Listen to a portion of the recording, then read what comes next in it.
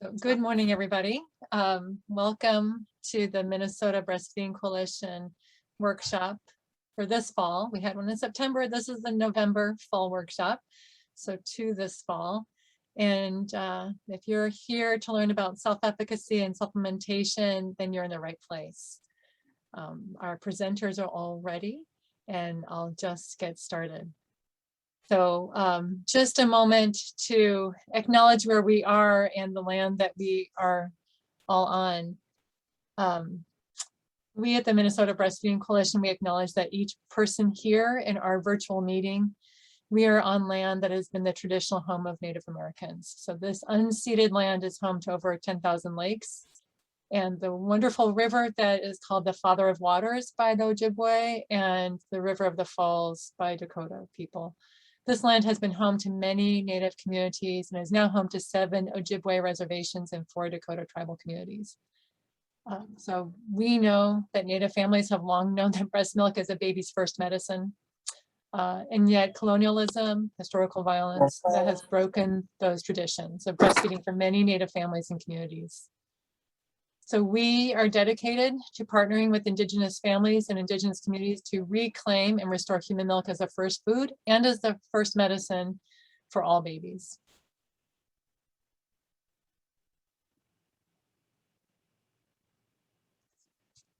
Welcome to the workshop. We'll be getting started in just a moment. I'd love for you to put your introductions and your greetings in the chat section. We won't be doing introductions of everybody who's a participant, but please introduce yourself and greet your fellow participants and registrants in the chat section. We would love that. And we will be doing some story sharing today.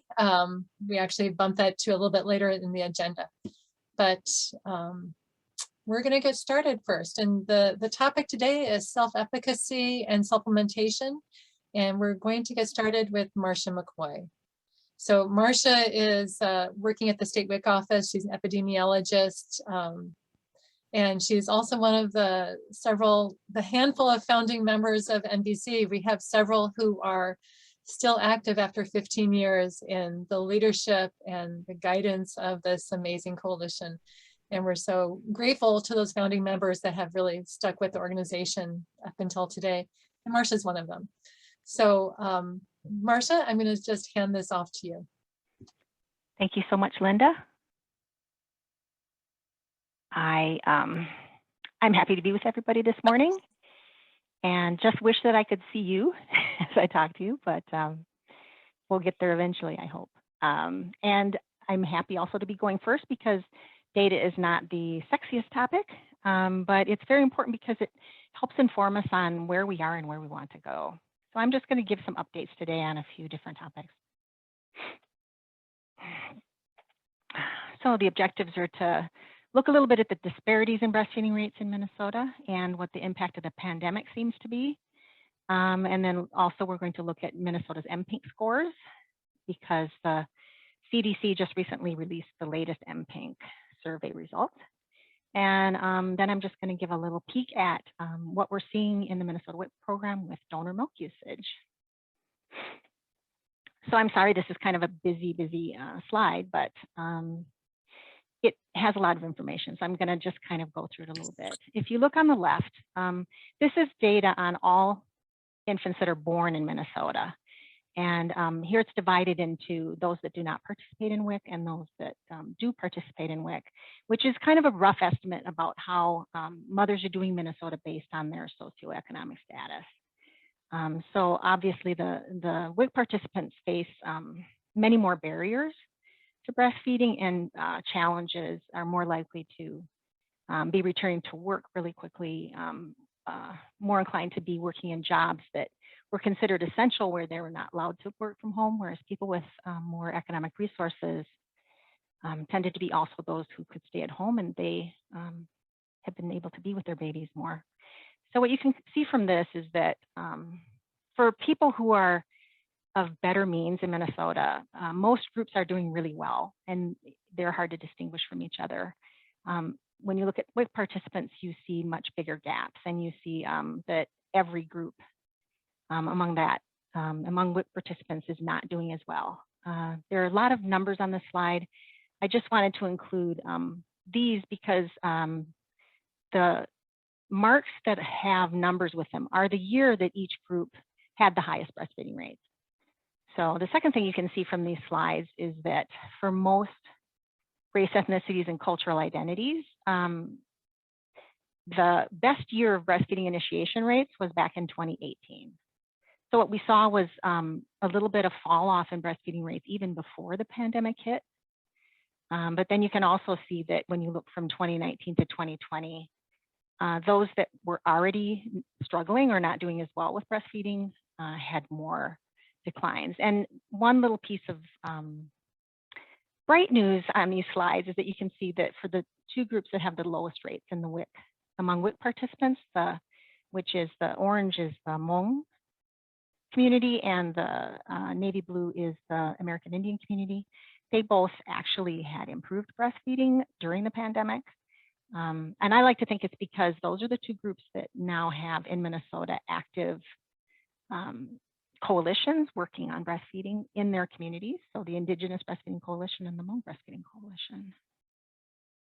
I forgot to mention before, if anybody has questions about the data, it's a good idea to type it into the chat now, and Carol will interrupt me if there's any clarification that people need. I know this is a lot of data to throw at you, so hopefully you'll have a chance after this webinar when you get the slides to look more closely if you'd like to. And I also wanted to show just an example of how breastfeeding rates can really look different across different parts of Minnesota. The Minnesota Department of Health has a focus on health equity as central to all our work. And I think that when we hear the words health equity, we tend to think of race, ethnicity, and cultural identity. But health inequities also exist by geographic location. So we see differences in Minnesota on how urban families and rural families are doing in different parts of the state.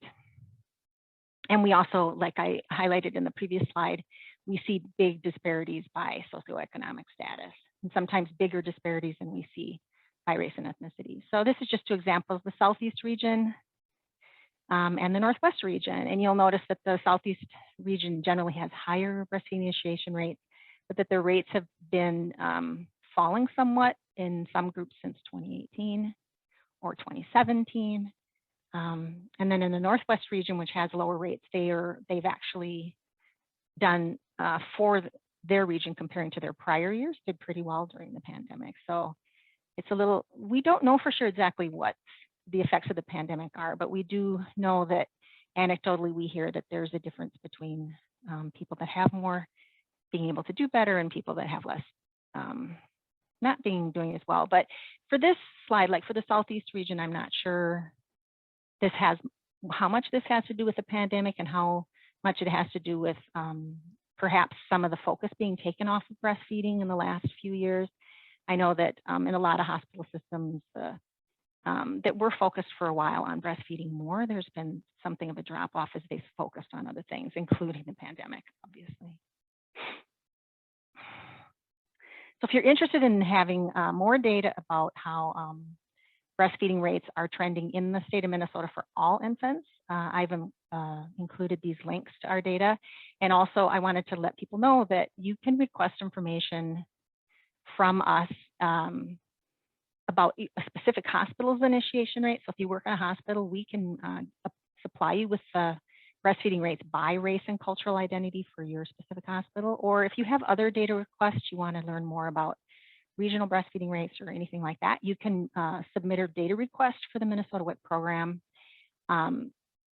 This also works for asking for data on all Minnesota births, not just on WIC participants. And if you send in a data request, it's probably going to land on my desk, and I'd be happy to help. Marcia, this is Linda. Can I ask you a question if you go back a couple slides? Sure. Which one? This one. So having lived in Winona for a long time, I know that many Minnesota babies are born in La Crosse, Wisconsin. And then in the Northwest, many of those Northwestern babies around Moorhead may be born in Fargo. Yes. How does this incorporate those babies that are born out of state but are really Minnesota babies? That what you're talking about is Minnesota residents giving birth, and I do not have access to that data. I tried to get access to that data because the Office of Vital Records does exchange this data with neighboring states. but under the confidentiality of the data use agreements, they're not allowed to share it with us. So this data is all about the infants that are born in Minnesota hospitals. And so this data also includes non-residents. So if you have any infants that live in North Dakota but are crossing over the other direction to give birth, they would be included in this number. Okay, thank you. Thanks for the question. So I wanted to share a little bit too about in-hospital feeding data on Minnesota WIC participants. Some local agencies collect this information about how babies are being fed in those first 2 days of life. I just took a quick peek at what's been happening over the last few years. And so if you look at this slide, the maroon or purple box on the top is infants who are never breastfed. So you'll see that that percentage increased a little bit over the last 2 years each year. And then the green, bright green box is infants that are being fed both breast milk and formula during the hospital stay, and that's also increasing. And then the little slice of aqua, that is infants who are getting donor milk in addition to being breastfed. And you'll see that there was a big jump in that in 2020 and a further increase in 2021. And part of that's due to the availability of donor milk, which has increased, as you'll hear more from Linda Deck when she talks about the Minnesota Milk Bank. And then you'll see that the most dramatic decrease is in infants that are exclusively breastfed during the hospital stay, which is down to 28.5%. And this is among WIC participants. So this is not all babies born in Minnesota, but this is the only data that we can access that's in the state of Minnesota, because we don't have good data on exclusivity otherwise, except for the National Immunization Survey, which is not very precise. So it's concerning. The Healthy People 2020 goal for exclusive breastfeeding to the hospital is 85.8%, and we're at 28.5%. So this is an area that I harp on a lot, but it's because we really need some improvement, and the research that I've done has shown that this really does impact how long infants are breastfed, depending on, if they get supplemented in the hospital. Marcia, there's one question. This Yes. is Carol. There's one question in the chat. Does even one attempt at breastfeeding count as breastfeeding initiation? It should. So this data is based on what is marked on the birth certificate during the hospital stay. So it is collected on the spot. And what that means is that it would not include anybody who did not breastfeed in the hospital, but then did attempt to breastfeed after they were discharged. So it just depends on how well people fill that out. But this is based on what's reported during the hospital stay. Hopefully that answers the question. Thanks for the question. And this is Carol again. There's another question about the graphs. So we're showing that people who are high income and not in rural or urban communities breastfeed more often, but there are still racial gaps among those groups. Yes, that's true. And some of the, when you look at the overall rates, like urban versus rural, there are, if you just look at the single number of who breastfeeds, it tends to be higher in the metro, partly because it includes more immigrants and people that come from breastfeeding cultures that do initiate breastfeeding. So that's why I always like to look at it broken down by race, ethnicity. So I also did a graph to look at who's receiving donor milk by race, ethnicity, and cultural identity. And I'm not sure what to make of this data, other than the fact that you see that huge jump that happened in 2019 is the aqua, and 2020 is the green, and then 2021 is the blue. And you see that this big jump in 2020 and 2021, but they're not necessarily the same group. There's a lot of shifting around happening. I think that you have to take with a grain of salt, thinking about are there disparities in the donor milk, because a lot of this is dependent on which hospital the person is getting birth in, because some hospitals are utilizing donor milk in only the NICU, some do not have donor milk at all, and some are making donor milk available on the well baby units as well. So if you're interested more in fact sheets, data, and maps on Minnesota WIC participants data, This is the link that you can go to find out more. I'd encourage people, if you're interested in digging more into the data on exclusivity, to look here as well, and to look for there's a fact sheet called Breastfeeding Exclusivity During the Hospital Stay that has a lot more information. So the last topic I wanted to cover this morning was the MPINK scores, because those came out. So how is Minnesota doing on the MPINK?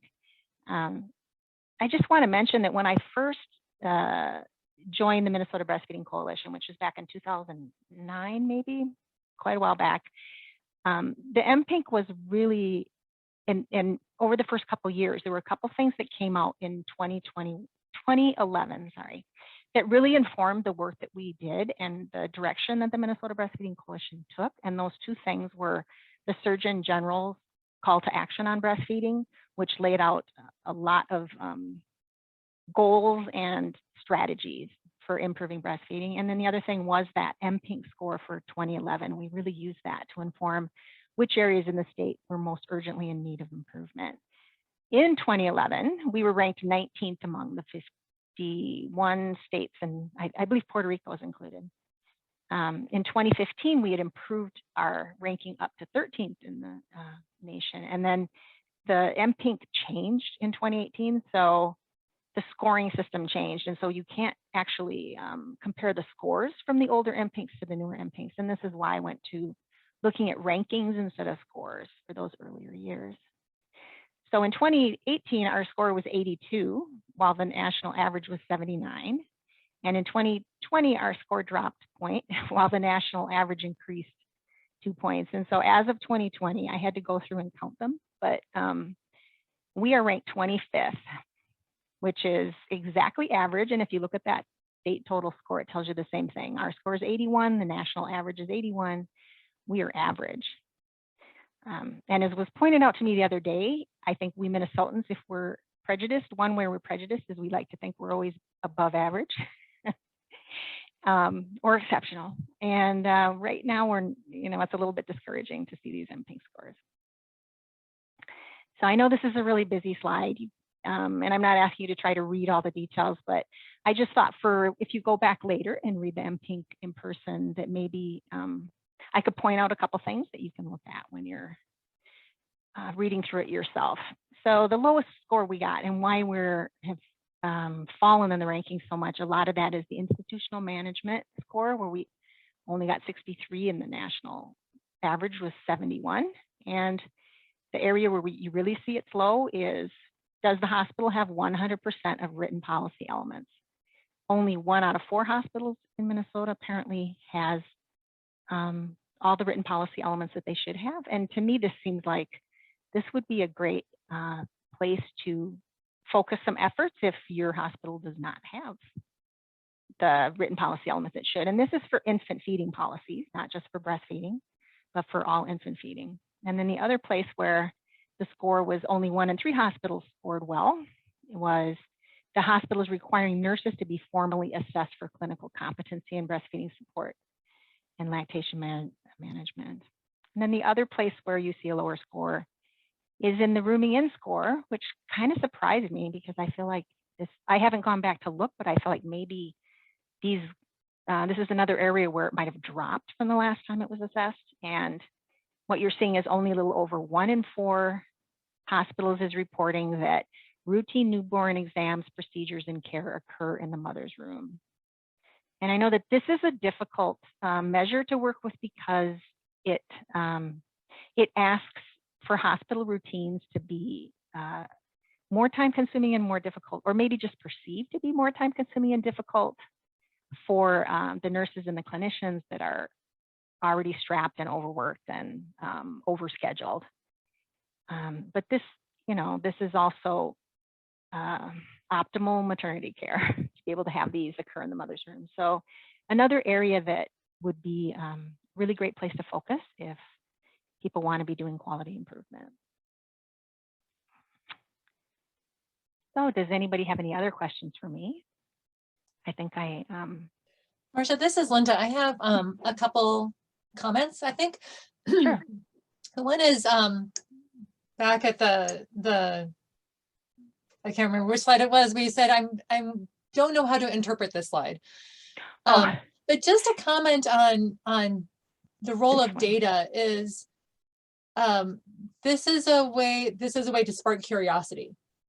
If it's a data that just doesn't seem to make sense, what we have found, and we found this years ago when WIC first started disaggregating the breastfeeding data, and we saw hmong breastfeeding so low, it sparked questions, it sparked curiosity, which means going out to seek more information, stories, listening to the community, understanding the culture, better, unpacking what that data means. So these kind of things, even if it's hard to interpret this, maybe it's sparking curiosity that can, send us in a different direction. Great idea. And a piece of data that's not on this slide presentation, but there was a survey that MBC was involved in recently at Minnesota food pantries. And they were asking, one thing where they're asking were, this was only participants who had a baby or were having a baby in the near future. So, and they were asking if they were familiar with donor milk. And it's a small survey, so it's just preliminary data, but it really sparked a lot of curiosity because by far the group that was least likely to say that they had heard of donor milk were Hispanic food pantry recipients. So that we're going to be hopefully doing some more work during this next year on looking at who's aware of donor milk, what people think of donor milk, what could be done to improve knowledge about donor milk, acceptance of donor milk, and usage of donor milk. So hopefully that'll be happening. And just another preview. First of all, Carrie Clun has put some wonderful links in the chat section. So please click on those and consider those. And then also, we are just starting now to plan the Perinatal Hospital Leadership Summit, and our theme is going to be looking at these NPINK scores and targeting some of those lowest NPINK scores in the content and the theme for the Hospital Leadership Summit. So if you're interested in participating, or if you're interested in attending, stay tuned. We're just beginning the planning, but that should be probably at the end of February. So thank you so much, everybody, for listening. And like I said, you can reach out to me at any time if you have other questions, especially if you look through the slides and it does pique your curiosity. I'm always happy to help people with finding data or even speculating about what this data might mean. So thanks, everyone. Thank you.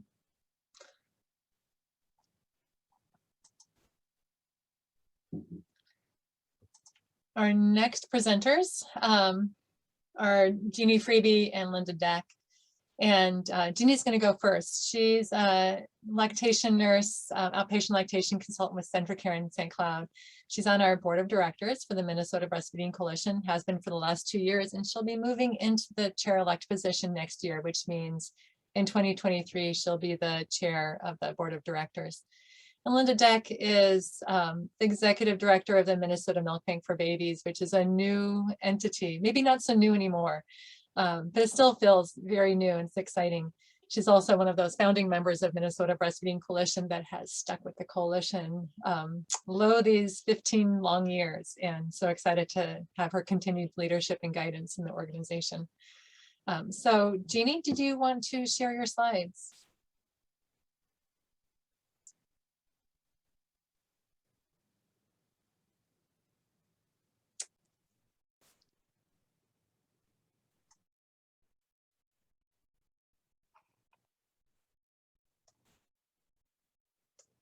And unmute yourself, Jeannie.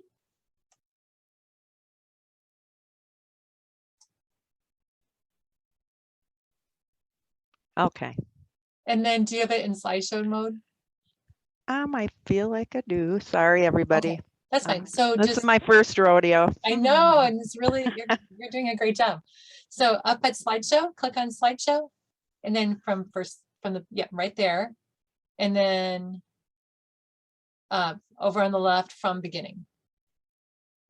There I am. Yeah, Okay. and Jeannie, I have the videos all queued up, so you'll just give me a little nudge when I'm to show the videos. Okay. Well, good morning, everybody. It's really exciting to be here to share information about hand expressing colostrum and saving it and helping people understand why that's so amazing, and share that with you out there if you're interested, if you're doing this or not doing this, you know, celebrating it or learning more and getting it going where you work with people. So that's kind of my goal. And then my presentation ties in with Linda Deck about the use of pasteurized donor human milk. And I like to say mother's milk, but we say human milk, you know, pretty much in the professional world. But there's lots of interchangeable words for lots of things. So I will take questions at the end of my part, and then we'll segue into Linda Deck's. Okay. And my learning objectives are to learn about the value of prenatal hand expression or colostrum harvesting and why some mothers maybe choose not to, how to teach this hand expression, colostrum harvesting to the mother, and how to get parents, providers, your organization on board with colostrum harvesting and the use of pasteurized donor human milk. So for purposes of my discussion today, you may hear it called 3 different things. That I heard a patient called it something else yesterday. I can't remember what it was, but like I said, there's always lots of different words, but the terminology, you know, for removing milk from the breast during pregnancy can be called prenatal hand expression, antenatal milk expression or AME, or colostrum harvesting. So they all mean the same thing in how I'm presenting today. So the next slide is a poll. I'd like to get to know you a little bit about what you're doing and where you're doing your good work. So Linda's going to put up a poll. Are you teaching prenatal hand expression and helping patients harvest their colostrum prenatally? And what region of Minnesota are you working with your patients?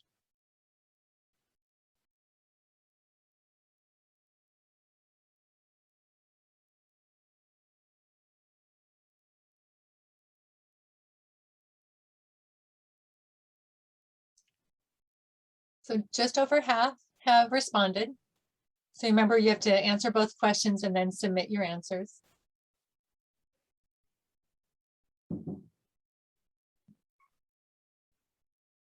Okay, 3/4 of you have responded. Oh, I'm so excited. I can't wait to see.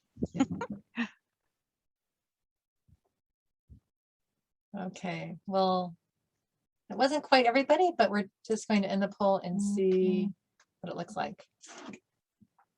So Jeannie, it looks like, I don't know if you can see the results, I can't, but it's pretty okay. even.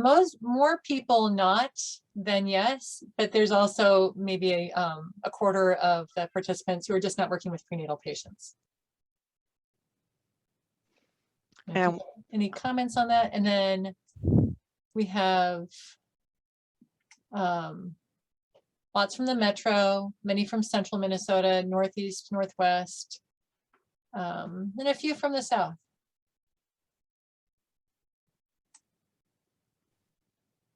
Any comments or discussion about that, Jeannie? I can stop sharing result. oh, it's there's a result. Sorry, there. I thought I was sharing. Okay. I wasn't. Here you go. I mean, part of it is not working with prenatal patients fits. So if you are somebody in that group, I'm hoping what you learn or glean from this today, that you can maybe connect with someone that does work with prenatal patients, and maybe they'll get this on board in their practice. And this can be providers as well. So, okay, thanks. So you've shared a little bit about yourselves with me. So now I'd like to share a little bit about my journey with this process. my background is hospital bedside lactation consulting and a phone line, that kind of thing, being part of the Central Minnesota Breastfeeding Coalition, my personal journey, that kind of thing. So I've been a nurse for a long time. I'm in my 41st year working with Centricare. That's a long time. So this picture of this bridge or this road is really long and goes on in infinity. And some days it feels like that, like, oh, I've been doing this a long time. But 2 years ago, I had the opportunity, and it kind of always was my dream, to take what I knew from working in the hospital and what I experienced and that kind of thing, and bringing it to the clinic to help mothers plan and learn for breastfeeding or breast milk feeding. And it really did help to have that side of my my learning and my journey to bring to the clinic for prenatal lactation education. I also taught childbirth classes, all that kind of thing. And there's a lot of ways people learn nowadays, and it's, you know, technology, their phone, apps, chat rooms, you know, Facebook, all those things, and that's great. I do also help mothers who are struggling or whatever afterwards, after their delivery. So I'm really was excited to get to the clinic. So when I got here, I had to kind of get the word out there that, yeah, you can meet with somebody prenatally and get the providers involved, and like, but I had a little time on my hands, like, what else could I be doing to make this wonderful for patients? And so in collaboration with some other lactation nurses and the hospital I used to work at, they're like, you know, that'd be really cool if people would start, you know, getting their own breast milk prenatally and getting going on that. And I had heard of it, and I'm like, I wonder if we could do that. And so, you know, that's where it all started, and it took off pretty quickly. So getting folks on board with this concept was getting the right people at the table to make this happen. And there's patients were asking about it, nurses, clinic providers, childbirth educators, those involved with WIC, public health, and the community in general. Word gets out. So just gathering people together, either physically or asking them what they think or whatever, and putting that together to present it. And then I did need to get together with the providers in the clinic setting, like, are you in, and that kind of thing. And then, of course, finding evidence about it. And that sounds weird to say this, but kind of selling the concept and why is this important. And there are, you know, there is people asking for it, and there's those of us supporting breastfeeding that think it's a really great idea, and so on. I have so many articles with evidence, but I listed this one. It was from a randomized controlled trial published in October 2019. But it's very patient driven. Women perceived that there were multiple benefits to antenatal milk expression, and that it increased their confidence that they'd be able to make the milk and then breastfeed successfully postpartum, which ties into our last presenter about self-efficacy with breastfeeding. Women expressed some concern that with little or no milk expressed, does that mean that they aren't going to make milk afterwards? Is that you know, indicative of that? We do talk about that when I meet with them. Some women found that the routine or the process of doing that fit into their lifestyle, and others, as I've worked with them, find they don't have the time or don't take the time. There's mixed feedback from mothers in this study where they didn't want their partners or anybody to see them doing this at home. So that played a part in the, reasons for doing it or not doing it. And some hospitals don't have this, and women would bring their milk in, and so it wasn't part of their hospital routine to store this for them. Where I came from, we have a breast milk freezer. It's backed up by a generator. If the power went out, it would protect the breast milk.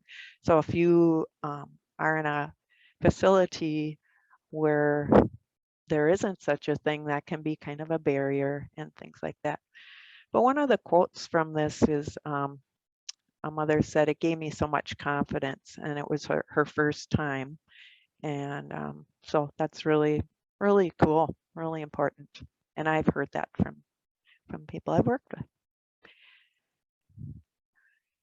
So, you're meeting with a patient. They've either come to you with a referral, or they're curious and they ask their provider about it.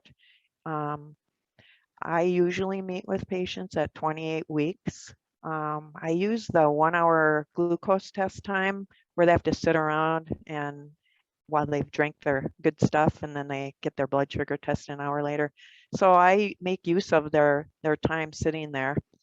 And sometimes I don't get to meet with them. I get a later consult or a late transfer of prenatal care. And it's most important that we start this process at 37 weeks for sure. But we start the discussion at 28 weeks. We help educate them to make the decision. I utilize a handout, which I'll show later. And discussion is the main thing. I use a mannequin breast, I call it. I show them the supplies for doing it. Just discussion. It's really neat if the partner is there. I get a really big kick out of when I have patients that are either veterinarians or farmers, because they get it. It's kind of cool. And then the discussion with the provider, I emphasize that that's really important, that they have discussed it with their provider.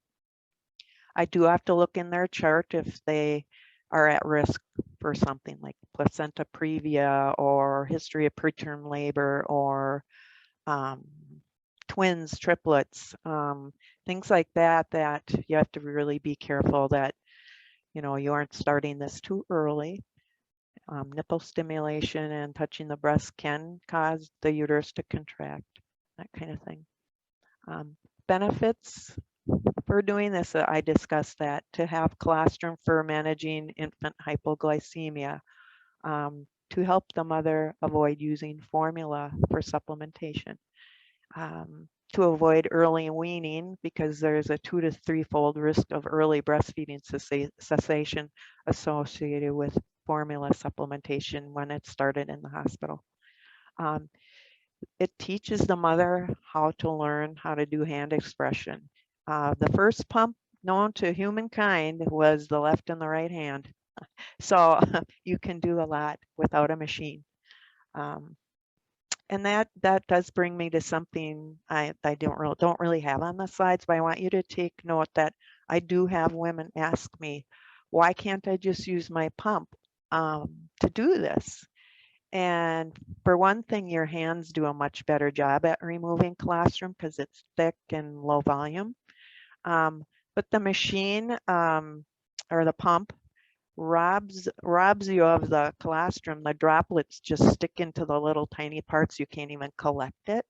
So if I explain that to somebody and I say you can get every drop when you express it on the spoon or in the cup and then save it, they're like, oh yeah, and I'm like, every drop counts and that kind of thing. So I have lots of visual learning in my room that I meet patients with too. That helps too.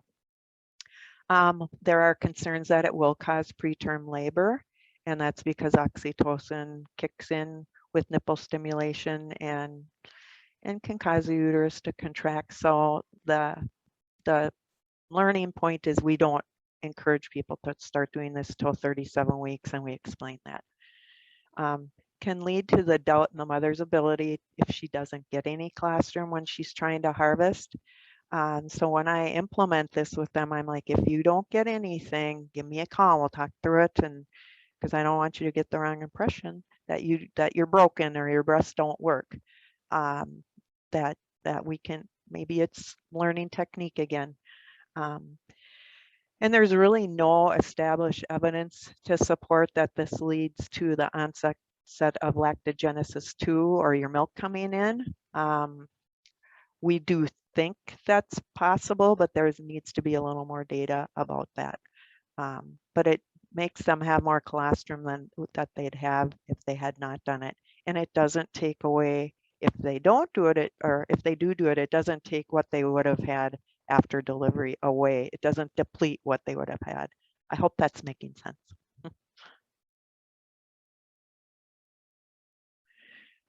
Now you need some supplies to accomplish this. I get the gallon Ziploc freezer bags. They cost about 6 cents each. If you get them on sale, you can save money that way. That little syringe with the purple cap, 1 to 2 ml syringe sizes is recommended. I'll get to that in a minute, but they cost 13 cents each for that set.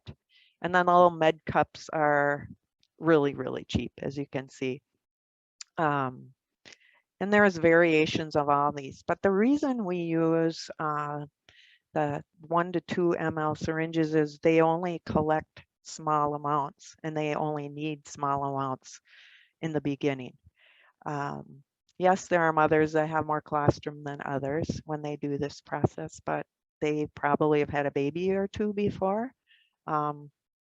It's really fun when you practice it with them and they see it coming out and they're like, oh, yippee. It's like instant reward.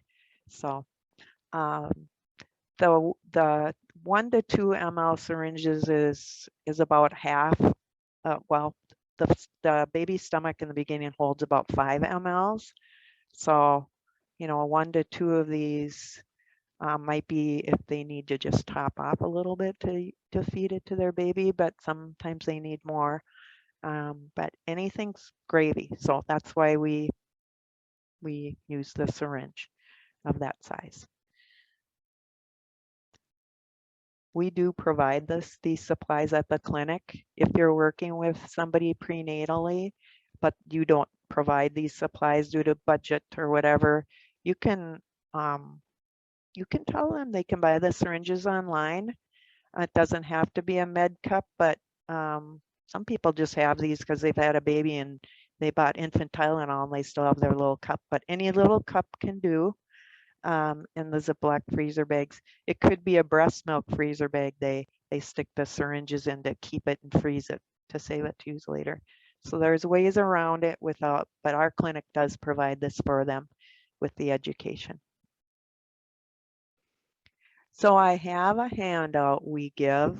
I'm going to talk about some of the highlights, but it's really fills the screen here. There's 4 slides about it with a lot of detail, but that fits on a 8x11 sheet of paper, 2-sided.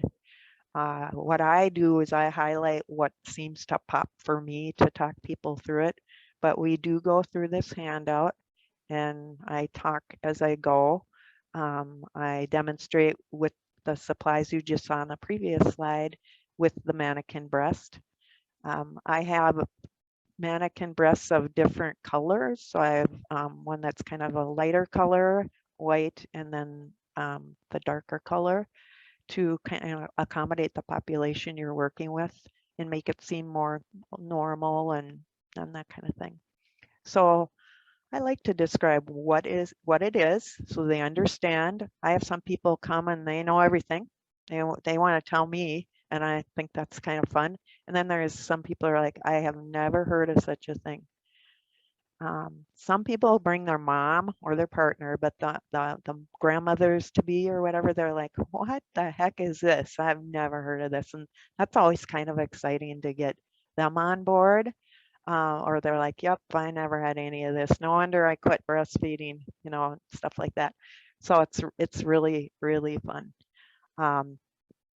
the discussion with the healthcare provider, I say that enough where I don't highlight that, but anybody, you can highlight what you want if you would use this kind of a handout.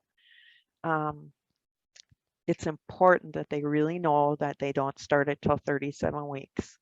That's really important. There has been cases of people that start this early or do aggressive pumping, which is different than using your hands for a few minutes for the stimulation to the uterus with oxytocin and causing the preterm labor. And then why should they consider prenatal hand expression?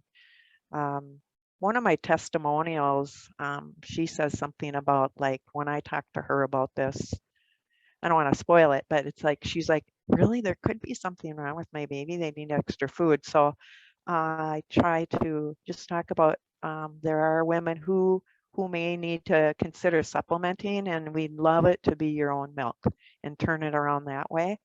If they have breast hypoplasia, previous breast surgery, obesity, diabetes, high blood pressure, history of PCOS, which is polycystic ovarian syndrome, history of low milk supply or other endocrine disorders, the thyroid, hypothyroid, that kind of thing. So I get a lot of referrals later when they've already found out they're gestational diabetic, and so I just capture them later in the pregnancy, not necessarily at 28 weeks. But it helps the baby stay healthy. It colonizes their gut, so then there's an explanation of why that's great and that's preferred. You know, it's the perfect food. So you're already getting in their mind reasons why breast milk is so good for their baby, and that it comes from them, and that it's the perfect recipe for them, for their baby. Then it goes into how to express the colostrum. I'm going to be showing a video in a little bit here about that. Starting with clean hands. Sometimes the milk, when they're expressing, drips across their fingers before it hits the catching it in the cup. So clean hands is always nice. And then it describes the technique. I show this and talk through it quicker, but I always tell them this handout's for you to read over again when you're ready to start and follow these guidelines. I just emphasize again, I have said this already, but that to warn them it might come out a drop by drop or just a little glistening on the end of the nipple, and it might not drip into the cup, and to keep trying. That colostrum is sometimes pale and white, thin, others is thick and yellow. In my office, or in my room where I meet with them, I have a little tiny bottle with lemon juice in it, and it really looks like colostrum. So I'm like, this is fake colostrum, it's lemon juice. But I show them, you know, kind of what to expect, what it looks like with something like that. I like visual teaching and learning. I think that works really well. And then I show them on the mannequin breast where to place their hands. I tell them how often they can do it and that kind of thing. I tell them 5 minutes aside, each breast, and can repeat right away. And you can do that 2 to 3 times a day. I also don't have this on the handout, but I say everyone's pretty busy. You might get this to doing this once a day. You might do it twice a day. You might skip a day. That's okay. You know, just anything extra can be really helpful, and just be really, really encouraging about being flexible with what works for them.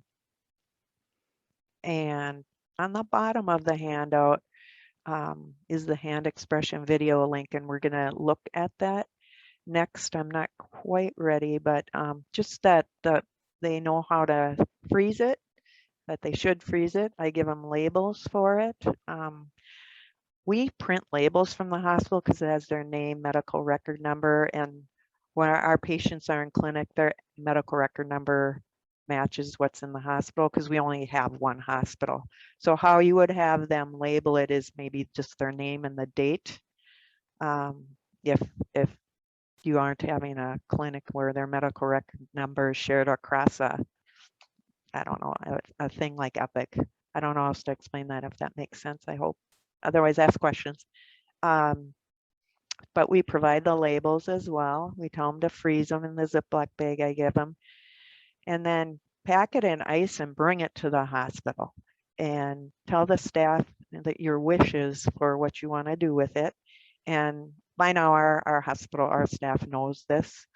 Some people bring 4 or 5 bags, some bring 2 syringes. You know, we just celebrate every little bit with them, but then they keep it frozen.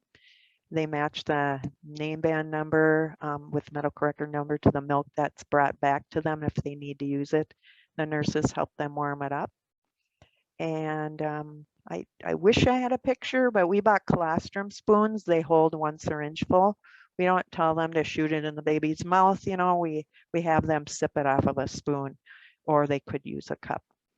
And since it's such small volumes, it wouldn't work in a supplementing device at the breast initially. So that's why we use a spoon or a cup. So let me talk about the video before we watch it. I have 3 listed on here. I'm going to show the first one, but feel free to, you know, these videos are used all around the world. Jane Morton, if anyone's familiar with her, that's the second video. So it shows her at the bedside in the hospital with a mother doing this. The video I show, and I'm going to show, I really like this one because it's got really a nice gentle background. It just shows the mother doing the technique, but she's already in lactogenesis too, so her milk is coming out abundantly and white. But it shows really, really nicely how to do the technique and different ways to massage the breast, which the video also talks about. Learning to do hand expression is good for managing plugged ducts, or if the power goes out and you don't have your pump or whatever. It talks about many benefits to learning hand expression. I also tell them, don't be alarmed. You won't have white milk shooting out like of your breast like this mom does, because colostrum comes out slower and thicker and much smaller amounts, because that's how it is now in your pregnancy. And so I just don't want them to get scared off of it. There are not one study I looked at, you know, it's like there aren't a lot of prenatal hand expression videos out there. In fact, there's hardly any at all. So this video I show has a multi-purposes. The third video listed shows women of different cultures. And that might be nice if you work with that population. You know, and it's just really well done. That's very popular video as well. One study showed that the online video education provides unique advantages for instruction over the traditional face-to-face format for me, like I do. And I do have mothers who don't want to do it with me. In fact, the majority kind of don't. They're shy, or they're like, what if someone just walks in, or I just don't want to do this in front of you. And I respect that. I'm a very shy person. So it gives them privacy to try it at home. It gives them convenience of doing it on their own time. And watching a video or about it, they could play, pause, replay, you know, and do that. So that's just a little bit about that. So Linda, let's cue up this video, okay? Okay. And I just want to remind everybody that all of these slides that we're seeing today will be sent out in PDF format, and all of the hyperlinks will be active on those PDF slides. So, and I see some questions in the chat, and I believe many of those, if not all, have been responded to, or you'll see them in the slides that you received. But let's watch this. You may need to adjust your volume.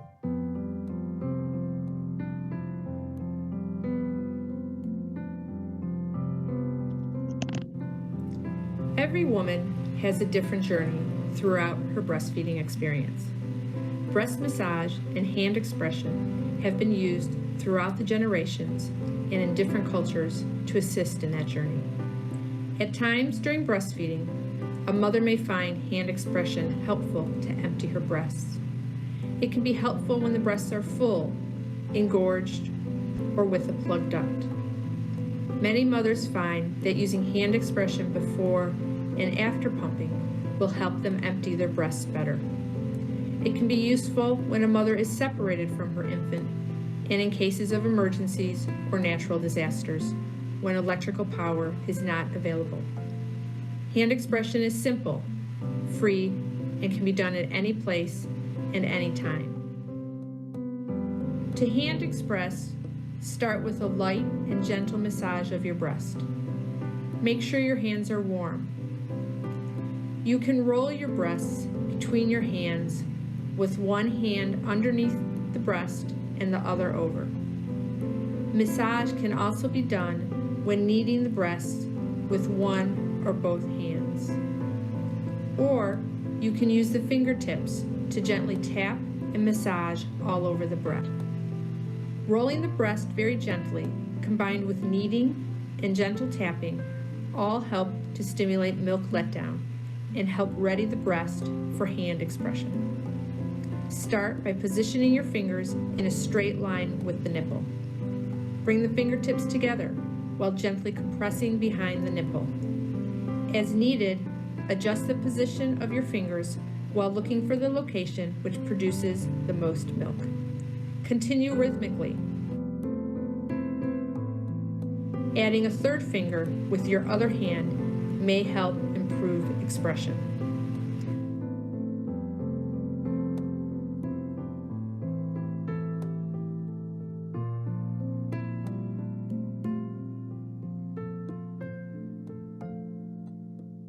While expressing, some mothers may notice sprays and others drips of milk.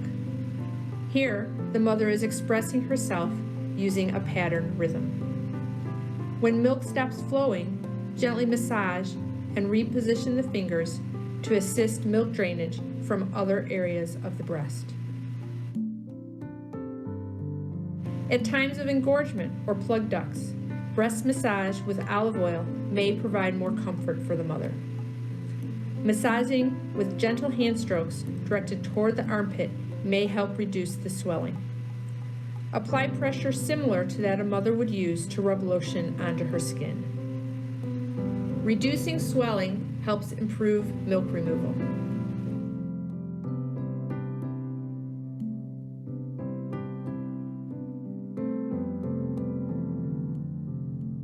If engorged, continue with gentle fingertip massage of the nipple and areola. Massage of the nipple and areola, alternated with hand expression, helps soften the area before the baby latches. Remember, when hand expressing, you will need to adjust your fingers to find the location where milk flows best. When your fingers are placed too close to the nipple or too far away, milk removal becomes harder. Throughout the world, there are many approaches to hand expression and breast massage. The techniques shown in this video are just one guide. If you are having breastfeeding difficulties, you should seek further assistance.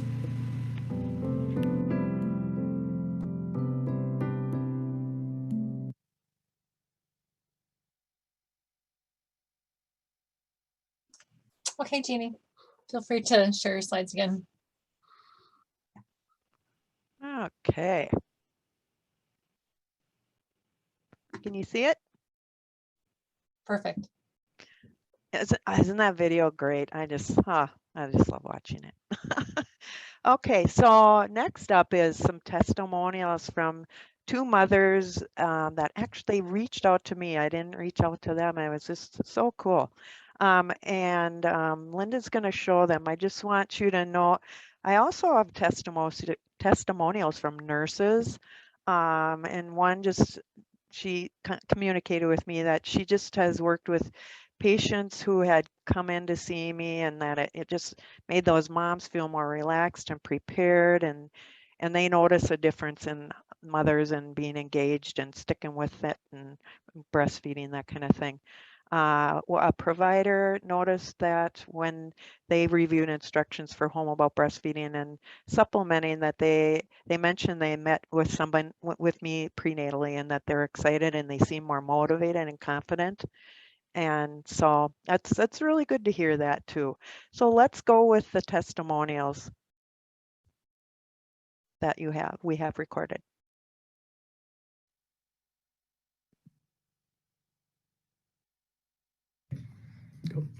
I'm Carrie Stumble, and this is my 5-month-old baby, Thomas.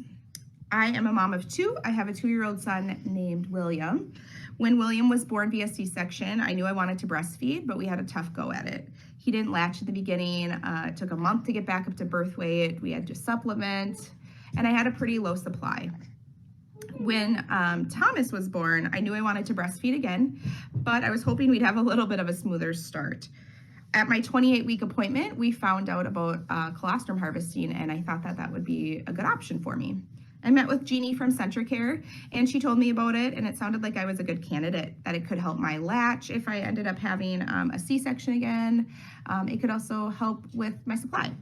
So we started colostrum harvesting at 37 weeks, and we had a lot of success. So I was excited to bring that to the hospital with me when we went into labor. Thomas was born via C-section, and we had really great luck. He ended up latching instantly. He was hungry. He ate like a charm, and we did not have the same issues in the beginning. And I really credit that to colostrum harvesting. Thomas stopped nursing around 5 weeks. He just wasn't interested in it. And although that wasn't part of my plan, we've been exclusively pumping since then. The difference that I am most excited about is that my supply is definitely up. With Thomas versus William, I pump more than enough for each bottle, which is a huge relief, and it makes me super excited to know that I don't have to work quite as hard to feed my baby. I credit a lot of that to colostrum harvesting and just that resource that I was given. So I hope that that is a continued resource offered to new moms or pregnant people around the area. So that's a little bit of our story. We are pretty excited that we're still eating strong, and although fed is best, it's pretty cool that I can feed my baby, and I think a lot of that has to do with just colostrum harvesting and the resources I was given when I was pregnant. Hi, I'm Caitlin. This is Lisa and Cal. We are giving our testimonial on harvesting colostrum. I had been recommended to see a lactation nurse in my 3rd trimester in regards to breastfeeding. I had met with Jeannie. She is the lactation nurse for Centricare. When we had met, we had talked all about breastfeeding, and she also mentioned harvesting colostrum.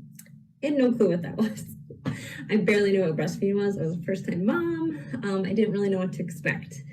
She put it in perspective that it was a just-in-case measure, as if he were to need anything when he was born. I left there kind of anxious, thinking, what could be wrong with my baby? How could there be something wrong with my baby? Instead of being negative, I turned it into a positive thought and realized, why wouldn't I want to be as prepared as possible for when he was to come? So then I committed 10 minutes of myself every night harvesting colostrum up until I gave birth. I gave birth to my son around 41 weeks. And when he was born, he had high-risk levels of bilirubin that left him extremely jaundiced. He had to receive 3 to 4 days of photolight therapy during our week stay. When we were receiving therapy, the OB on staff had asked me to hand express during nursing sessions. And guess what? I was so prepared. I had told her that I had hand expressed and harvested colostrum, about 5 bags with about 15 milliliters, give or take, in each bag. She was over the moon. Cal had utilized every single milliliter during our stay and actually had to receive donor milk because I ran out of harvested colostrum. I was a little bit sad about that, and I almost wish that I would have harvested way more than what I did, but I realized I did do my best and I brought what I could. He's obviously happy, healthy, and thriving. Oh, buddy. Oh, buddy. And we are so thankful we listened to Jeannie and harvested as much colostrum as we did. I recommend harvesting colostrum to all moms. I mean, not only for the fact that I could provide for my child when I wasn't expecting the unexpected, but for the fact that it really started me off with a strong sense of becoming more familiar with who I was and confident in myself when I came to breastfeeding. Like I said, I was a first-time mom. I had no clue what I was doing, but I felt really confident in myself when Cal had come and we started that journey together. So I highly, highly recommend harvesting colostrum for many reasons. And so does Cal. Okay, that's Thank all right. you. So those testimonials, oh, they just go right to my heart. So I'm glad you got to see those. We're getting a little short on time, so these next couple slides are a nice segue into Linda Deck's presentation. We in our hospital, we encourage direct breastfeeding and then hand expressing in the hospital the fresh milk. I always tell the mom it's like going to the garden and getting the freshest food. And then the third choice for us is going to your frozen colostrum. And then the fourth choice is pasteurized donor human milk from the Minnesota Milk Bank. And then our last choice is formula. And that's a segue into the RISA formula use for me in that discussion as well. This slide, you can read it later, but there's reasons for use of pasteurized donor human milk in the hospital for supplementing as well. But we made a decision tree or an algorithm, and you're welcome to use this, share this. We are very cautious and careful about allowing supplementing with pasteurized donor human milk. We want the mom to put the work into breastfeeding or hand expressing or using her or pumping or using her own milk. We don't just say, hey, here, have some donor milk. And use that. So there is a decision tree. You're welcome to look at that and use it. Many disciplines went into making this and that kind of thing, and it was just it's really useful. So I'm talking more about our hospital use, but Linda Deck is up next, and she's going to talk about using it after the hospital stay. And thank you so much for your attention, and I don't know if we have time for questions or how we're going to deal with that, but Jeannie, I'm done. thank you so much. We don't really have time for live question and answer, but there are several in the chat section. So I'm wondering during the beginning of Linda Deck's presentation, if you could respond to a few through the chat. Okay. I think a lot of them are in your slides. And again, people will receive PDFs of all the slides. So a lot of the answers are in the slides, but there may be some that you can respond to directly in the chat section. Thank you. And now for Linda Deck.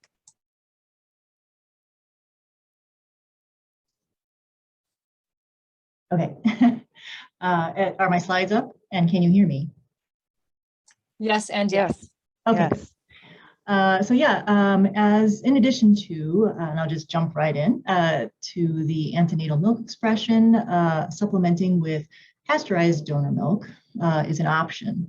And to give the birth parents milk supply time to increase while meeting newborns' nutritional needs. And I'll just back up for just a second, just to introduce myself really quickly.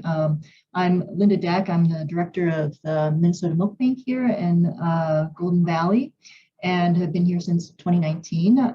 We're accredited by the Human Milk Banking Association of North America. We're licensed by the Department of Agriculture as a food manufacturer in the state of Minnesota. And since December of 2019, when we started serving one hospital, we now serve 24 different hospital units in Minnesota, and providing them with our donor milk to Minnesota moms and babies here.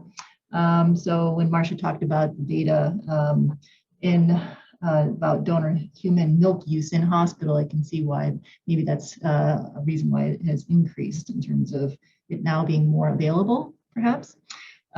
So just to kind of give you an overview of what we are doing here today. Advance. Okay.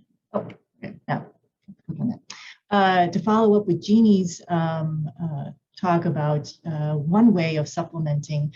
I will be providing the guidance on how to supplement with pasteurized donor milk, and its purpose being used as a bridge until parent supply increases. Some of you may have seen that the AAP section on breastfeeding released their clinical report on promoting human milk and breastfeeding in October of this year, and providing information regarding NICU lactation support for moms with very low birth weight infants.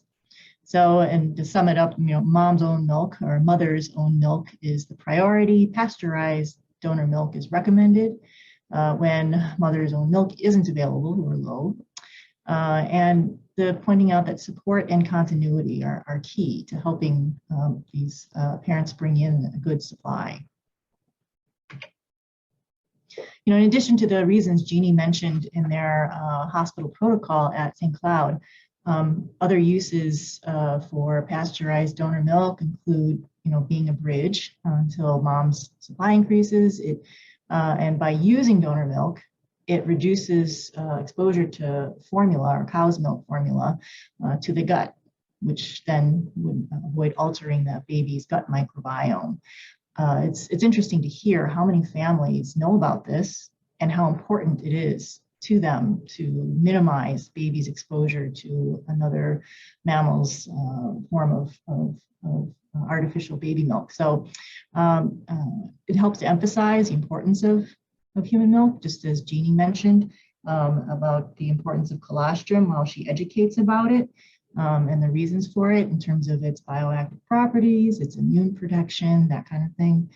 And the pasteurization, it helps to assure the safety of the milk for these vulnerable newborns and older healthy babies as well. It kills the viruses and bacteria, COVID being one of them, as we now have research on. So a fun part of my job is to be able to, we have a lot of donors who submit their stories and pictures to us as to why they donate and why they, what their motivation is for donating. And so these are pictures here of two of our donors' babies, Emma and Amelia, who both used pasteurized donor milk in their early days until their mom's milk supply came in. So that was then, and Emma was 16 weeks early, Amelia was 6 weeks early, and this is them now. So both Emma and Amelia's moms were able to successfully bring in their own supply, and then they had enough to donate the extra to the milk bank. So we get stories, we hear stories like this all the time. This is how we get the vast majority of our donors who call us and wanting to know more about us and sharing with that. They see our bottles in the hospitals, NICUs, or the special care nurseries, and then they call us afterwards. And you can see the looks on their faces. The moms are just so proud of what they are able to do that they take pictures and they share it with us, which we are very happy to see. So this is to give some guidance on supplementation volume of pasteurized donor milk. It's just general guidance, and it also is based on the assumption that the baby is getting something from the mom, whether it's directly from the breast or it's being expressed and then given to the baby. So it depends on the clinical situation and on the lactating parent's history, that kind of thing. There's lots of different things that can be going on. Usually, we start supplementation at 1/2 to 1 ounce after breast or chest feeding, or providing milk by bottle, cup, or finger feeding in those early days of the first 2 to 4 days. So it's not very much. Right.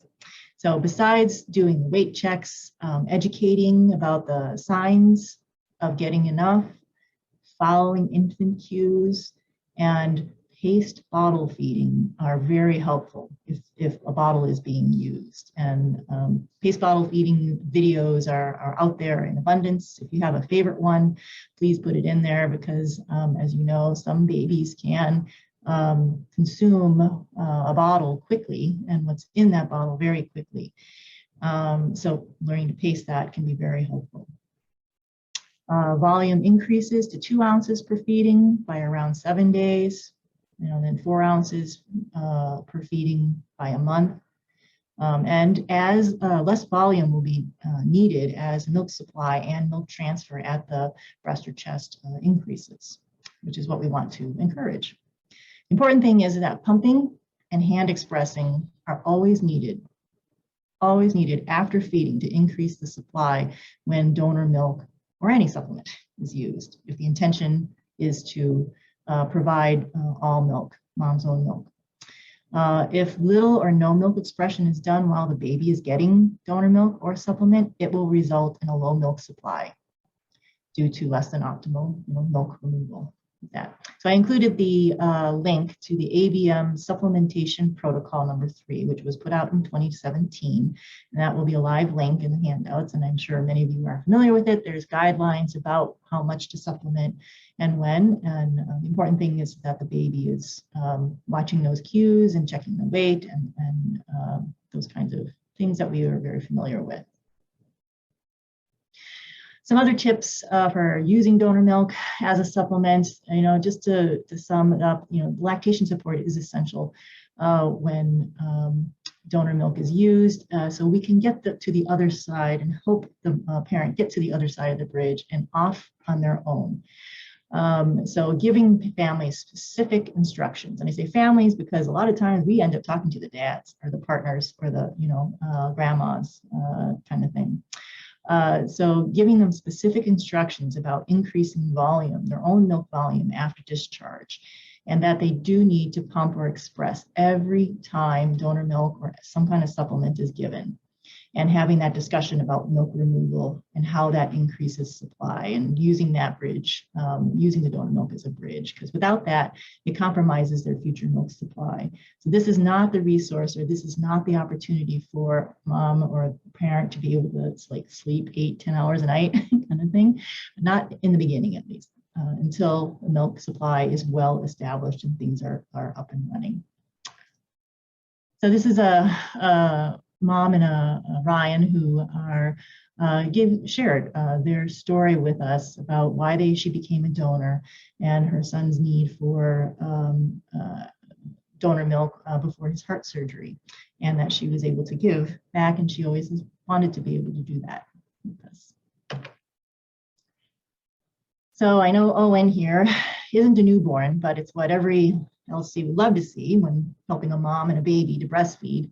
I just wanted to share a little bit about our distribution program here of donor milk for outpatient use. And it's there to increase the access to donor milk for babies in need of supplementation due to having a low supply at the beginning. It's there to reduce the barriers for families for obtaining banked donor milk in the community.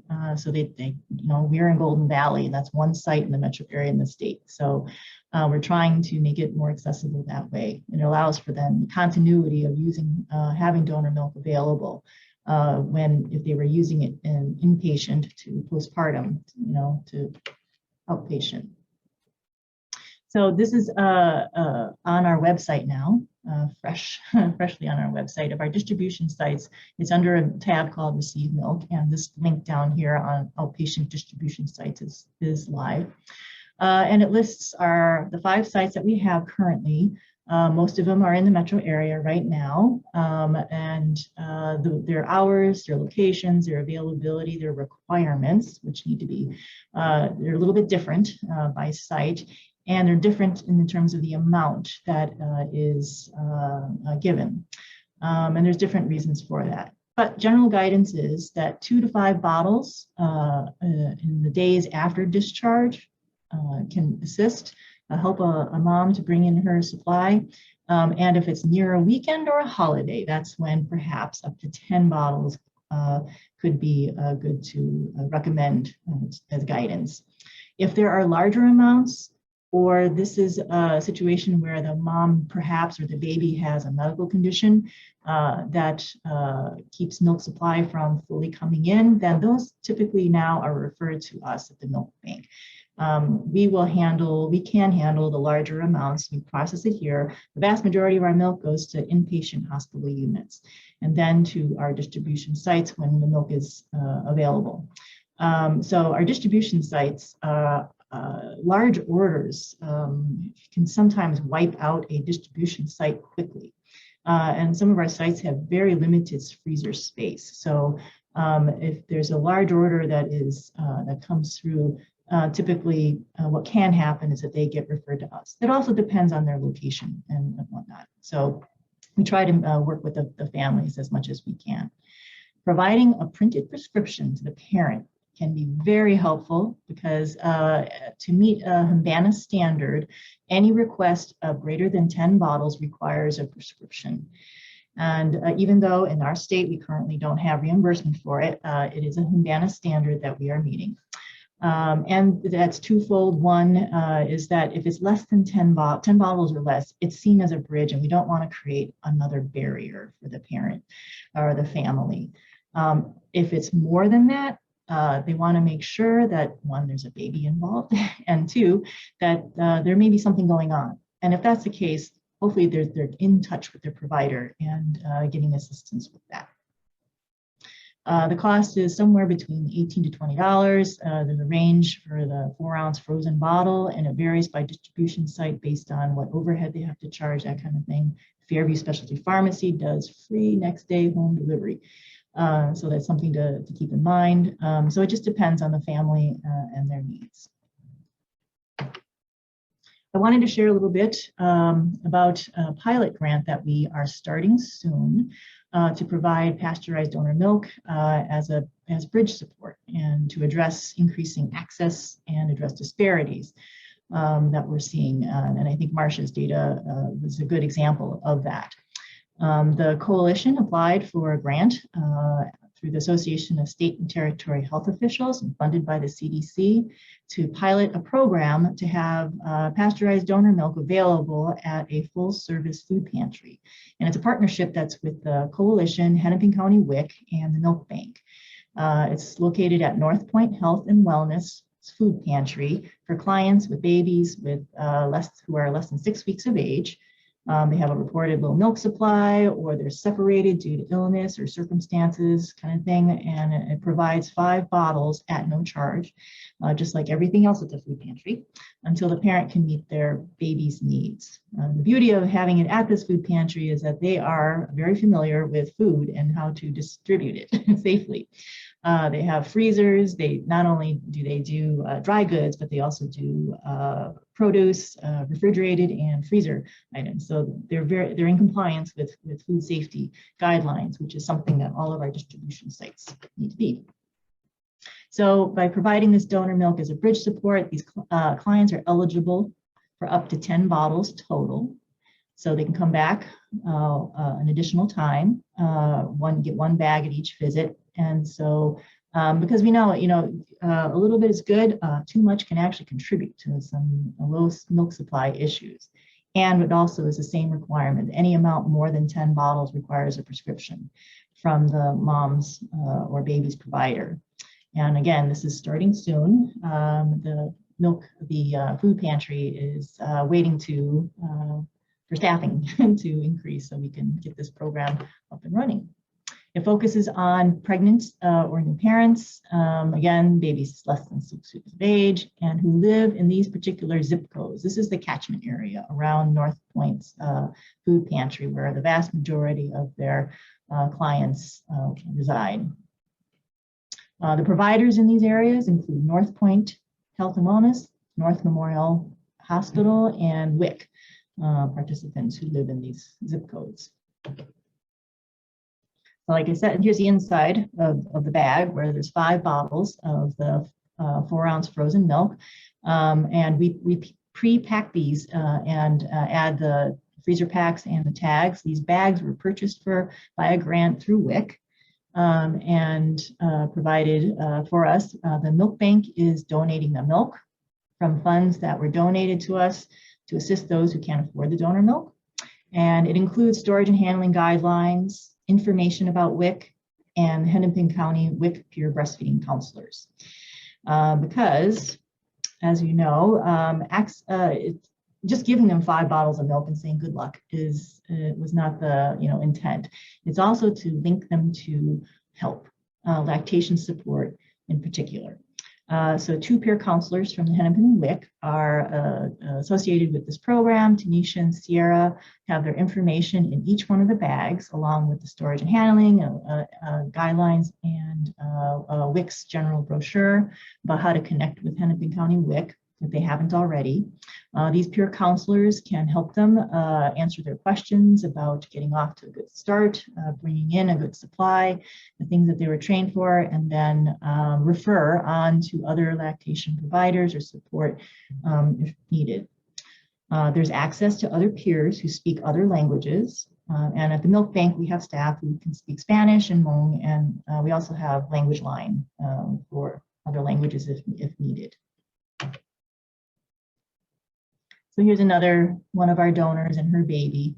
And Lovey was another NICU mom who also obviously received great support in the hospital, since she was able to bring in a full supply and then donate the extra until her wanting to help contribute back what she received. When I was going through our slides or our pictures, I found this one, and this is a donor who just shared her story with us last month about how she felt about having donor milk as an option until her body could catch up. You know, I was so grateful for the option to use donor milk. It made me feel like I was in control, didn't feel defeated by the fact that my body just needed time to figure out how to make the milk, and baby needed time to figure out how to latch.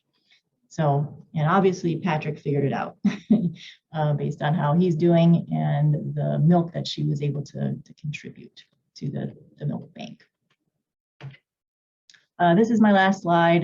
This is Jade, whose mom Laura sent us this picture, and the moms just do a wonderful job, things to show us how proud they are of what they're able to share. So we appreciate all our donors who share their stories and their pictures with us so we can share them with you. So that is my end of show. I will. Thank you, Linda. So we have time for maybe a couple questions. You finished perfectly at 10 o'clock. Thank you very much for being so timely and so conscientious. Carol, would you check the chat section and see if there's a question or two for Linda? Carol, there is what standards do hospitals follow to help moms who are using lots of donor milk regularly to be ready to reduce, wean off donor milk by the time of discharge? That's one question. Yep. This is Jeannie. I did reply to that person one-on-one. So I don't know if that helps, but I could answer for all that. You know, we have kind of a protocol for that, but I bet it varies from hospital to hospital. Mm-hmm. And since I don't actually work at the hospital anymore, I don't know the details, but it is protected and guided, you know, that kind of thing. And yeah, you know, we do know that they have to wean off of it or go to bridge milk, you know, from these sites. So I hope that answers that question, but you know, anybody could reach out to me. I put my name and number and email in the chat section also, if I could connect you with the right people. Okay.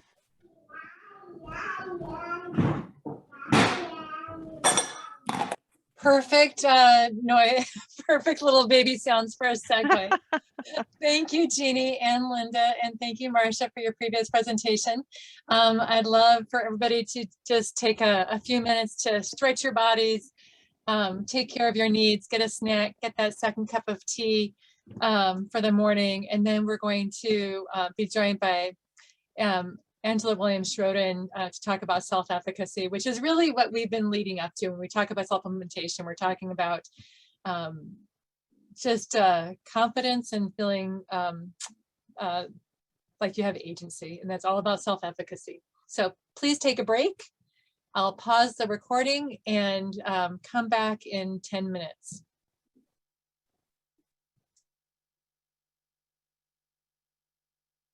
And great.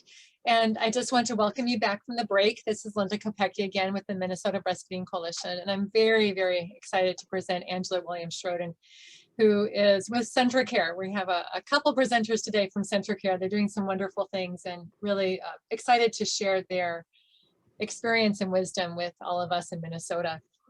So Angela is a psychotherapist on staff at CentraCare, and she'll give her own introduction, but we were very excited to meet her through Jeannie Freeby and Kim Welvert, who work with her, and just they sang her praises, and we are excited to be able to have her present her wisdom and experience and insights to you today. So thank you, Angela. Thank you. So I am a psychotherapist at the St. Cloud Hospital, as mentioned, and I work actually on the, oops, here we go. I work on the family birthing unit and in the NICU, providing support to patients and family members.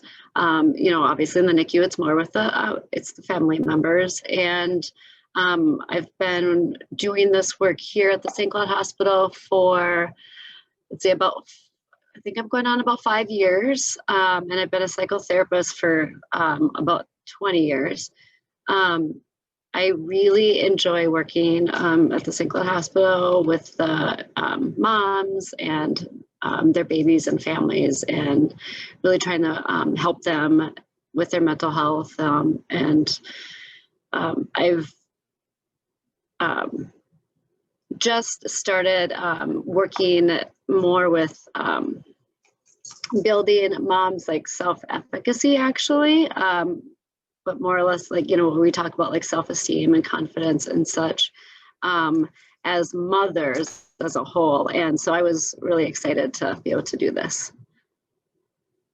All right, so today's objectives are to define self-efficacy and how it relates to mental health, understand the impact of a person's self-efficacy, and what it has on their breastfeeding journey, and why is it important to be culturally sensitive, and how can breastfeeding outcomes be improved.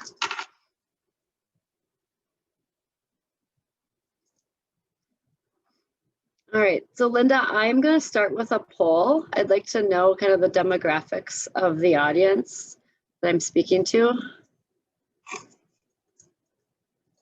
So what are the demographics in this audience? If you all could take a moment to complete that question. And then the second question is, a mother's breastfeeding self-efficacy being considered when lactation concerns arise. So perhaps in your work setting, or, you know, since I don't know my audience, yeah, answer to the best you can.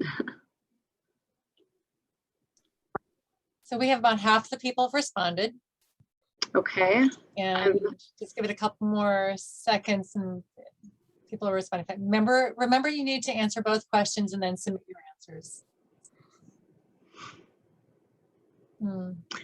I will say this, and I will say this is my first time doing a Zoom presentation. So bear with me as I navigate through this. You are doing wonderfully. Well, I just started. That's right. So we have about 10 more people to respond. So please answer these two questions, submit your answers, and then we'll all look at the responses. Give it a couple more seconds. I know if you're on a phone, a couple of people are on their phones, and it's harder to respond to these polls if you're on your phone.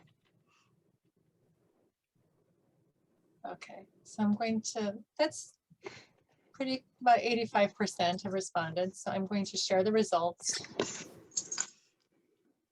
Okay.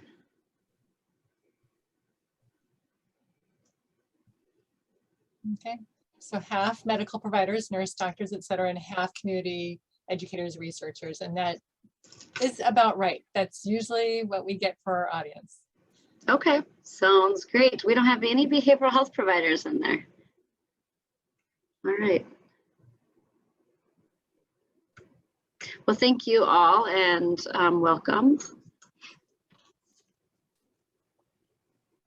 So I'm trying to get to my next slide here. There we go.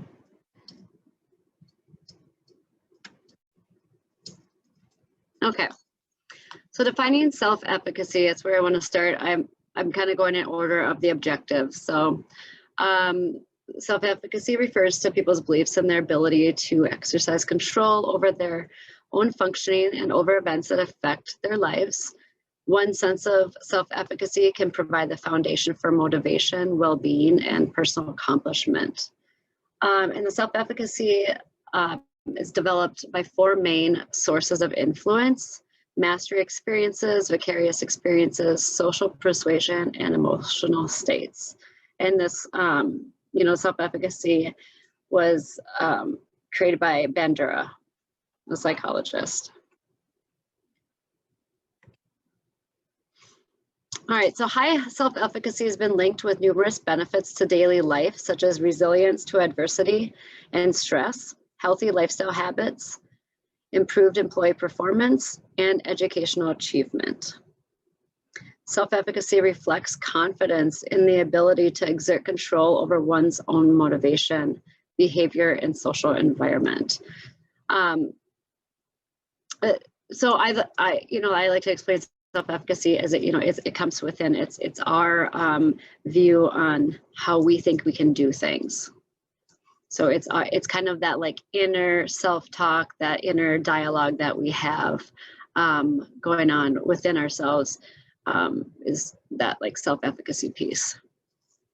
So these cognitive self-evaluations influence the human experience, including the goals that people strive to attain, the amount of energy used towards achieving those goals, and then the likelihood of attaining particular levels of behavioral performance.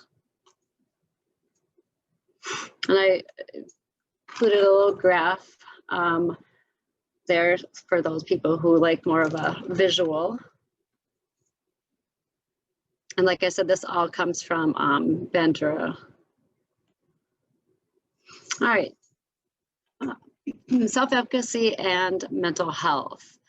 Obviously, they go together, our inner voice, our beliefs, and how we can achieve what we want to achieve. Our mental health has a great effect on that. Our self-efficacy has they go together. Our self-efficacy affects our mental health as well. So to promote personal well-being, self-efficacy must be improved. A sense of high self-efficacy can help people to manage and control themselves when they're exposed to negative events or stressful situations. As a result, they are protected against many psychological problems, such as like anxiety, depression, and such. A feeling of low self-efficacy prevents individuals from effectively dealing with stressful situations. So feeling more stress could lead to different diseases and psychiatric disorders. We also know, that can also lead to medical issues as well. High self-efficacy is a protective factor against anxiety, depression, and other mental health issues, and it is linked to increased engagement in health promotion activities. Research has shown us over time that breastfeeding has positive effects on the mental health of both mother and child, including improved mood and stress levels in the mother, lower risk of postpartum depression, enhanced social emotional development in the child, and a stronger bond between the mom and the baby. New mothers with symptoms of depression and anxiety tend to avoid their child and are therefore less likely to breastfeed. I was just curious if anyone in the audience wanted to share any examples of situations. So feel free to put that in the chat, or you can unmute yourself if you'd like to share your example without putting it in the chat. Yeah, I was gonna say that when I was working with a mom, she was under a lot of stress when it comes to, she had to move, she had to quit her job because she had a high-risk pregnancy, and just going through those financial troubles and trying to find a different place to live. It really affected her milk supply because she was super stressed all the time dealing with all the barriers she had in front of her. So she, we just kind of worked on, getting her connected to different resources and trying to get a therapist. But I did see that the great amount of stress she was under because of, where she was socioeconomically did impact her ability to breastfeed her child. Sure, absolutely. Your client or patient sounds like a lot of patients that I've actually worked with in the NICU. I'm not sure why, but I'm surprised at how many people tend to move, either right before they have a baby or while baby's in the NICU or just thereafter.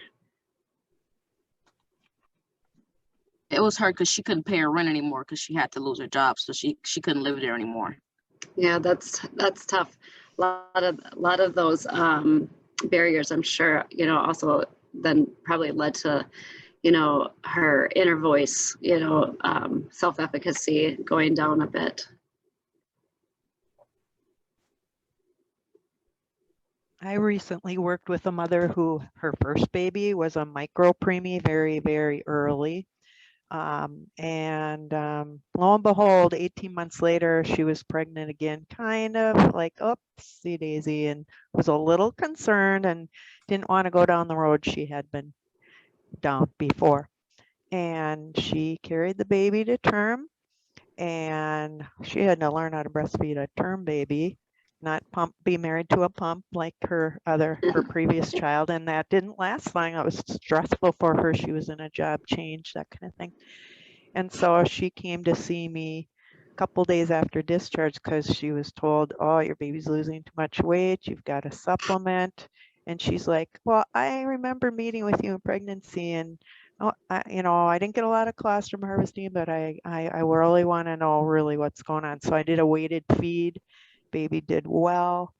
And I'm glad you reached out to me instead of the bottle of formula that you were given at the doctor's office to supplement. And we talked through it, and I offered her to follow her weekly if she wanted, just for weight checks and management. And she just still hanging in there. She's 3 months out now, and everything's just going so much better. That's great. Thanks for sharing. Does anyone else wanted to share anything? Okay. All right, so breastfeeding does not deplete mothers, nor does it cause depression. While breastfeeding is associated with maternal mood and postpartum depression, it's difficult to know whether it's breastfeeding or maternal mood or affect that's driving or causing the effects, because the relationship between breastfeeding and maternal mood and affect. There's evidence to suggest that mothers with higher levels of anxiety and depression display reduced exclusivity and quicker cessation of breastfeeding, as well as a more negative attitude in general towards breastfeeding. So educating staff, such as nursing staff, is important in ensuring that breastfeeding women have positive experiences and support that they need, which can reduce the risk of postpartum depression. And, obviously it's going to help increase that self-efficacy. Some studies have found that shorter breastfeeding durations due to physical difficulty and pain were associated with the mother having higher depression scores.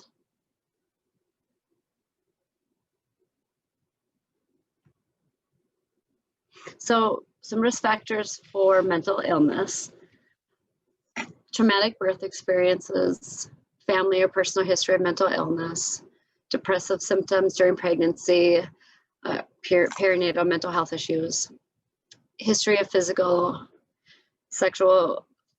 and or sexual abuse, childhood traumas, lack of social supports, marital issues, low self-esteem, body dysmorphia, body image issues. Could also put in there like eating disorders, which oftentimes goes along with the body dysmorphia. Infants with challenging temperaments, infants with medical complications, unplanned or unwanted pregnancies, lower socioeconomic status, financial hardships, obstetric and pregnancy complications, losing a loved one, and chronic illness. among others. So those are just, you know, obviously some examples of risk factors for maternal mental illness. And these risk factors, in combination with the physical, emotional, and mental stressors mothers face throughout the journey, can trigger the development of maternal mental illness, such as postpartum depression and anxiety or anxiety. So these risk factors can be viewed as warning signs too for mothers that might have low self-efficacy, and that lower breastfeeding self-efficacy. And if I wanted to mention too, which I didn't, if people have questions throughout this, sometimes it's easier to answer throughout. You can feel free to like put in the chat, and then Linda, you can interrupt me. All right, another poll for Linda to put up.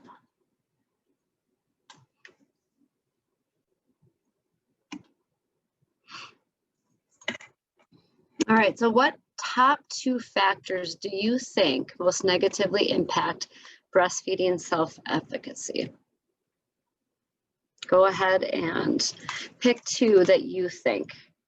And I will say that there's really no wrong answer. I'm just curious what the audience thinks.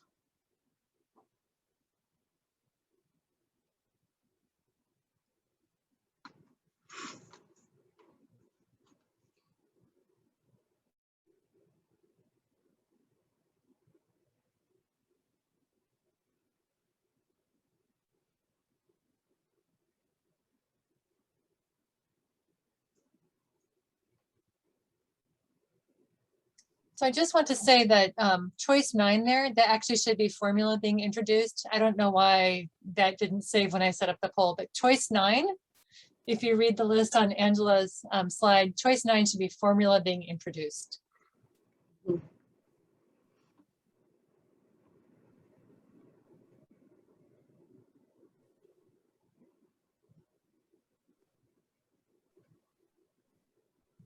So we have about 80% who've participated. Let's wait for a couple more.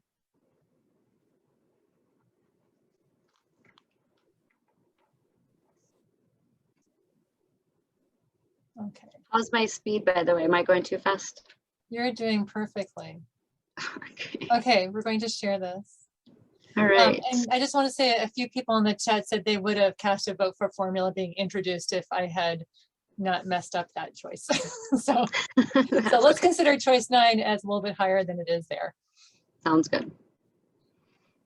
All right, so it looks like, let's see if I can scroll down on here and see the rest of it. Mm-hmm. You can also expand the box. If you grab the bottom and you drag it down, you can see the whole thing.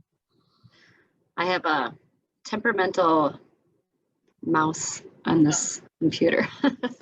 All right. So not having support from significant other and or family looks to be the #1 factor. And then lack of breastfeeding education, not feeling competent. Okay. Yeah, so the not feeling competent, that would go along with the self-efficacy. And obviously all these things affect self-efficacy. So yeah, it just goes to show how important it is to have support from, you know, your family, your significant other, and also to have some of that professional support as well. Which to me also, like, you know, the professional support from, like, say the nurses when you're in the hospital, and then, you know, whether or not you go to like a you know, a postpartum lactation group after that. And I think it's also important to have support from when moms go back to work, if they are going back to work, I should say, to have that support from their supervisor and their colleagues, if they are continuing to breastfeed, so that they can get their pumping in. I know I've oftentimes heard of people stopping when they do go back to work because of feeling like they won't be able to have time to get that in, or being embarrassed to ask the supervisor and just not being comfortable with all of that and where to put their milk and all of those factors.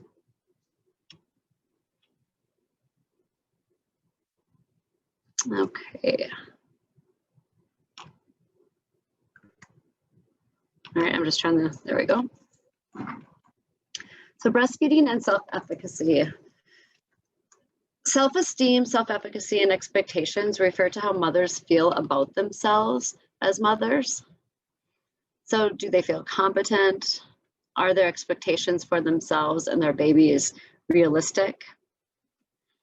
Feeling incompetent and having unrealistic expectations both increase the risk of depression and, and or other mental health issues, really. Are they supported in and outside the home? Does a significant other provide support? What about family, friends, colleagues? How is their mental health? Mental health issues like anxiety, depression, PTSD, postpartum depression, eating disorders, the patient having a trauma history, being a victim of, I should just put victim of abuse, whether it's sexual, physical, emotional abuse. All of those obviously affect mental health, in turn affecting self-efficacy, which in turn, can have an impact, a negative impact on their breastfeeding journey. And then, are there any cultural barriers? And if the baby was in the NICU to start, or while the baby's in the NICU, so I work with moms in the NICU, and I oftentimes will hear moms talk about how it's really hard to not be able to breastfeed baby. It's hard, like, on them. They want to be able to do that, and then they'll talk about how, at least I'm pumping and I am providing for baby, and because they just want to feel part of caring for their baby. And so, and I've also, I've followed lots of moms, but unfortunately I don't get to hear their stories after, or to hear how things are going after they leave the hospital. I just hear a lot while they're in the hospital, in the NICU with their babies.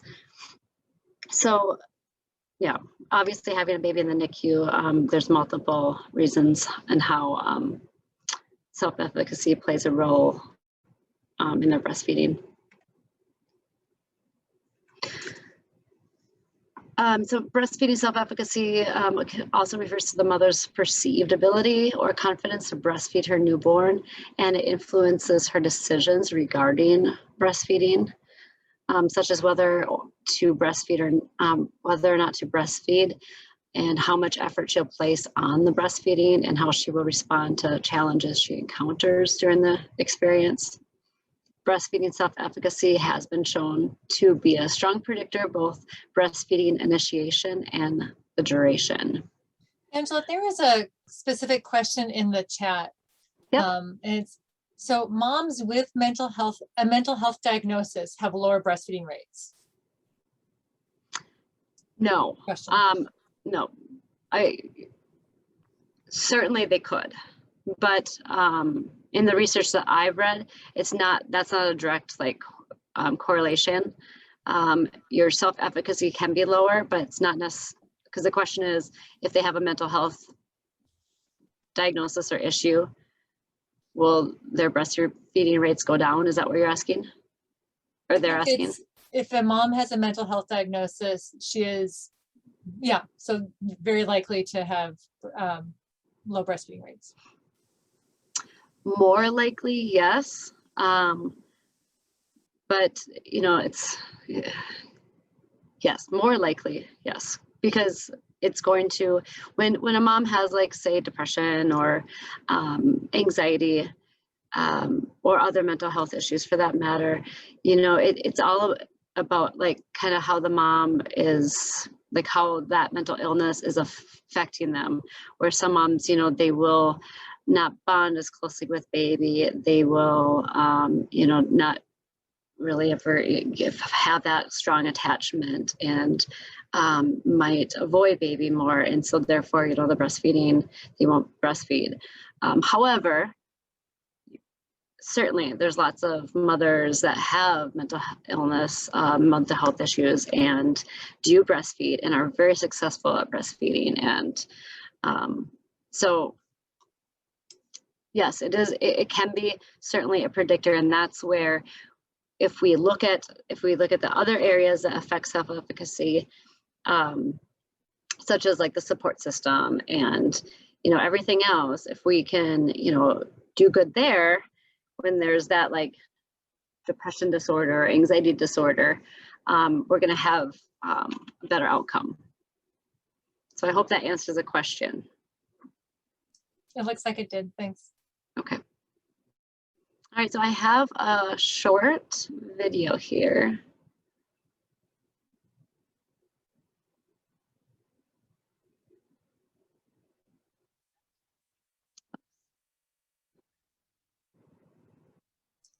So I want to make sure, Angela, when you shared your screen, did you click on the share audio? Okay, sorry. So up in the top where it says like new share, just open that up and make sure that in the bottom left corner that you've clicked on share sound. Okay. Because then we'll be able to hear the sound. Do you see that? Oh, there we go. Yeah, okay, great. Because then the sound will come through the computer and we'll all be able to hear it.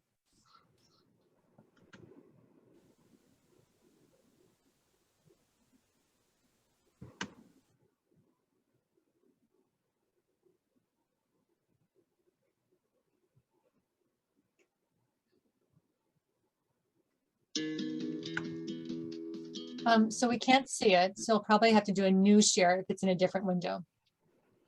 So up on top. Sorry. That's okay. Up on top, you'll see new share. There we go. And then you find that other window that has the video. Very good. Excellent. Thanks.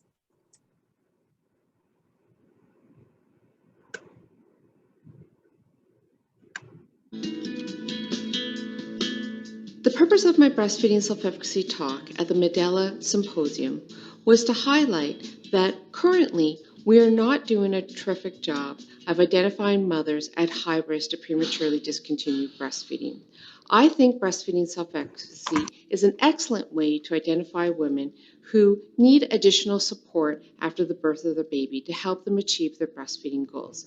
Breastfeeding self-efficacy is based on 4 sources of information: performance accomplishments, vicarious experience, verbal persuasion, and also her physiological and affective states.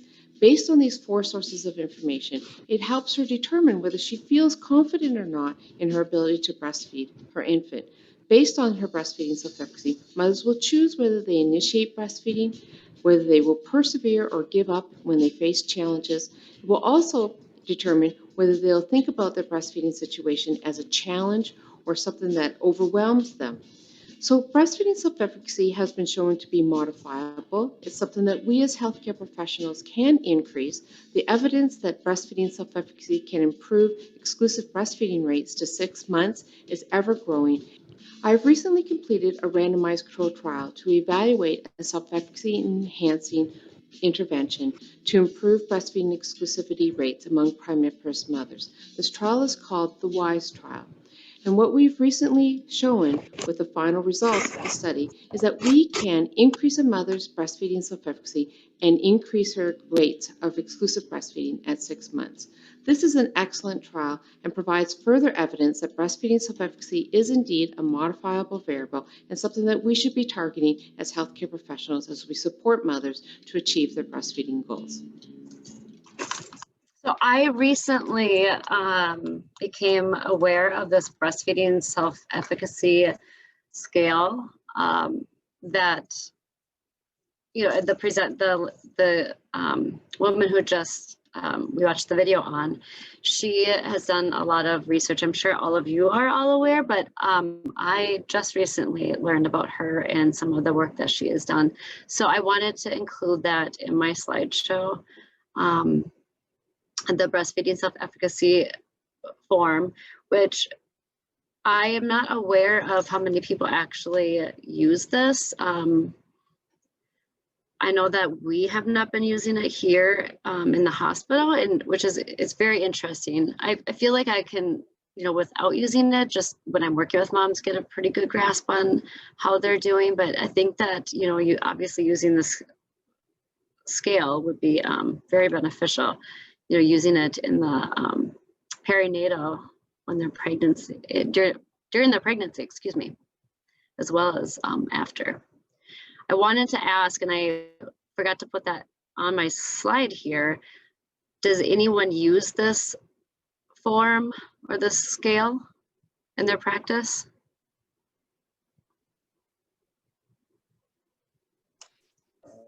This is Carol. Someone has entered in chat, and maybe others can see that they've started using it at 36 weeks and again during the postpartum. Okay. Yeah, I've seen that it's effective to use it during pregnancy and then postpartum as well. Those that have used it, what is your thoughts on how it works and with the patients?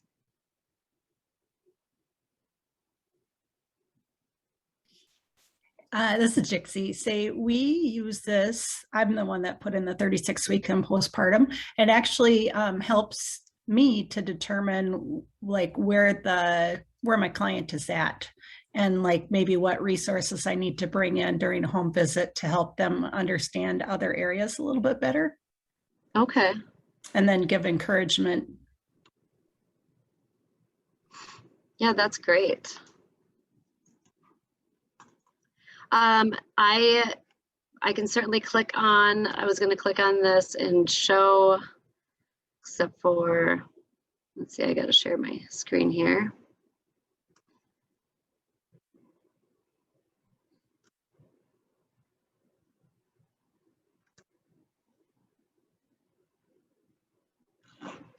So I included this information if anyone wanted to look at Cindy's site here in her research. I was not able to get a hold of the actual scale itself, but I do think it's interesting to read through this and read how they came up with it and what the scale entails. I'm just not sure if we have enough time to go through that, so I'm going to skip that. But I included it for those of you who might want to look at it. This is Carol. Someone else in chat said we started in 2020 as part of a CQI project. It's helpful to get a baseline at 36 weeks and then again at postpartum intervals. Someone wants to know how to access it or purchase it. You just have to request it. When I was looking at the research, it had said that you just have to request it. It looks to be a free form or scale. You can correct me if I'm wrong, if anyone else knows.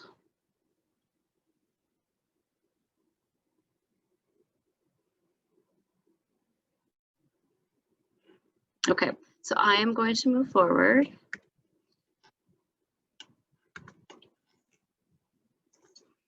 So breastfeeding self-efficacy, we know that it's correlated with self-confidence. Women who perceive control and involvement in their feeding decisions experience greater self-efficacy and satisfaction. I especially see this with NICU mothers when the nurses are involving them with the babies and the cares. Previous successful breastfeeding experiences, evidence-based professional assistance, seeing other women breastfeed, positive feedback, advice, and praise have all been said to increase breastfeeding self-efficacy. So a higher level of breastfeeding self-efficacy can assist a woman in overcoming pain, fatigue, feeling overwhelmed, and so on. Confidence building interventions with frequent reinforcement can provide mothers with tools they need to persevere. All right, formula. I just wanted to put this in a bit. I'm not a lactation nurse, so I'm staying in my lane here. I just found some of this to be interesting. That low self-efficacy in mothers results in a greater number of formula-fed babies, which makes sense. And then having misconceptions and lack of information, lack of education leads to more formula-fed babies. It's stated that formula use is 5 times more likely in breastfeeding, more likely if breastfeeding was not taught during when they were pregnant, I should say perinatal, but prenatally works too. A large percentage of babies are given formula when it's not medically necessary and when the mother would otherwise be able to breastfeed. Sometimes I see this with some of the family birthing, the moms on our family birthing unit. They will talk about how the breastfeeding wasn't really going that well, or they're not sure, it's kind of that lack of education and lack of self-efficacy, lack of confidence, and not having that support maybe from their significant other. I see that a lot where they're just like, oh, I'll just do formula, it's okay. Maybe when I go home, I'll try to breastfeed then, so it's not being comfortable. Maybe there's some embarrassment. The first request for formula triggered by typical newborn behaviors, unmet expectations, staff did not support the breastfeeding, or belief that formula was a solution to various problems. All right, cultural considerations. From experiences of a lactation nurse here, you all know, a lot of you know Kim. So I met with her. She's our expert in working with the moms in the NICU, and she has a lot of information here, or she shared a lot of information with me, so I wanted to include that. Some others not trusting their bodies. Many cultures don't believe in colostrum, or if they do, it's dirty and can't be fed to their baby. I should mention that we have a lot of Somali mothers here. And that's, when we're, sorry, I lost my train of thought. We have a lot of Somali mothers that we work with here. And so this is based on working with some Somali mothers. So for some of the Somali and Spanish speaking groups, they say no milk in the first couple of days, because they're not able to get the milk out while they're holding their breasts. It takes a lot of convincing to get them to pump and hand express. And once they're able to express a little bit, then they're like, oh, they're surprised and happily surprised. And many mothers think that it's better to let the milk build up in their breasts. So, that lack of education, the concept of how milk production works can be a struggle. Nurses often have to reinforce that emptying their breasts speeds up the production, and a full breast slows it down.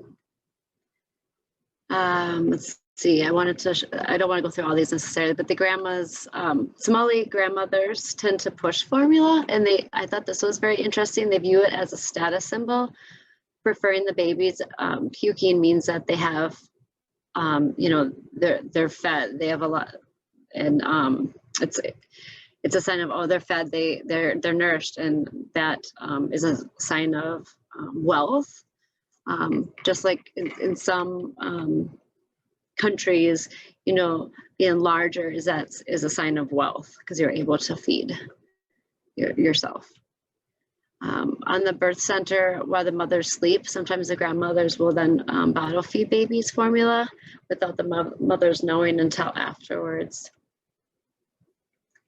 Let's see. I'm going to leave the rest for just being mindful of the time. Well, Angela, just a comment back to that slide. We do have a couple, we have several WIC peers that are on this call. And I believe that we have 2 Somali WIC peers on this call, just in case they have a perspective. Sure. based on your comments of working with Somali families, maybe them being Somali, maybe they have a perspective. I just want to say that please take the floor and comment if you so desire. Absolutely, absolutely. And we have some Somali nurses as well working here at the hospital with us, and they're wonderful in helping us navigate some of those cultural barriers and helping us with understanding, you know, what's maybe not being said from the moms. So that's been very helpful. Some more considerations, and breastfeeding. Just a comment in the chat, I'm sorry, really quickly, Naima is one of our Somali WIC peers in Ramsey, and she was mentioned the whole chubby baby syndrome, the you know, a very strong desire to have a chubby baby. Yes, yes. I've definitely seen that. Mm-hmm. So breastfeeding is an important contributor to the health and bond of mother and baby. Yet national breastfeeding rates remain low, especially among people of color. I found that in doing some of the research, and I'm sure others are aware, Latino and Hispanic families are more likely than others to use formula in the first 2 days of life. And African American families have the lowest rates of breastfeeding initiation and continued breastfeeding among all ethnic and racial groups. Addressing these disparities means acknowledging the cultural differences, providing that education or prioritizing education. Basically, you know, when we're talking about getting over some of those cultural barriers, education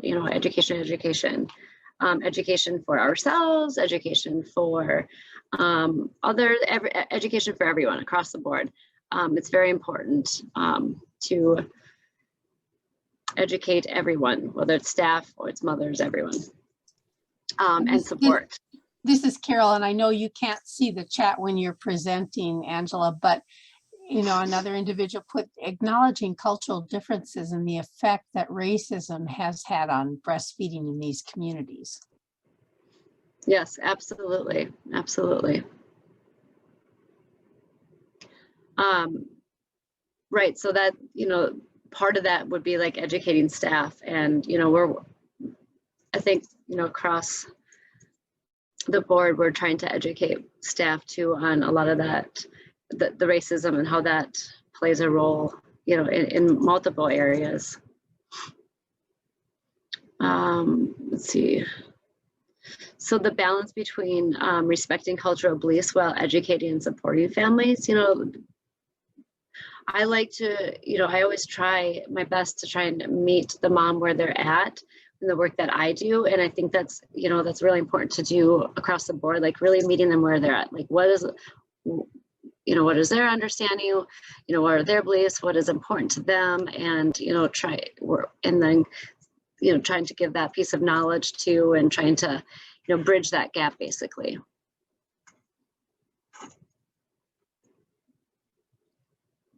Did anyone have anything else? I'm sorry, I feel like now I'm going through this quickly. Did anyone have anything else about cultural considerations? This is Carol. One person had a comment that some of the young moms are afraid that breastfeeding will make their breasts sag.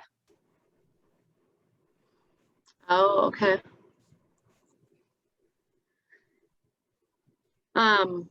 I haven't experienced that, but that's interesting. I didn't even think about that.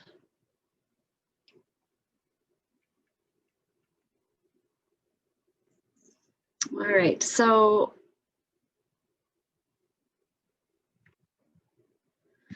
how to empower mothers. Mothers generally want to do what's best for their baby.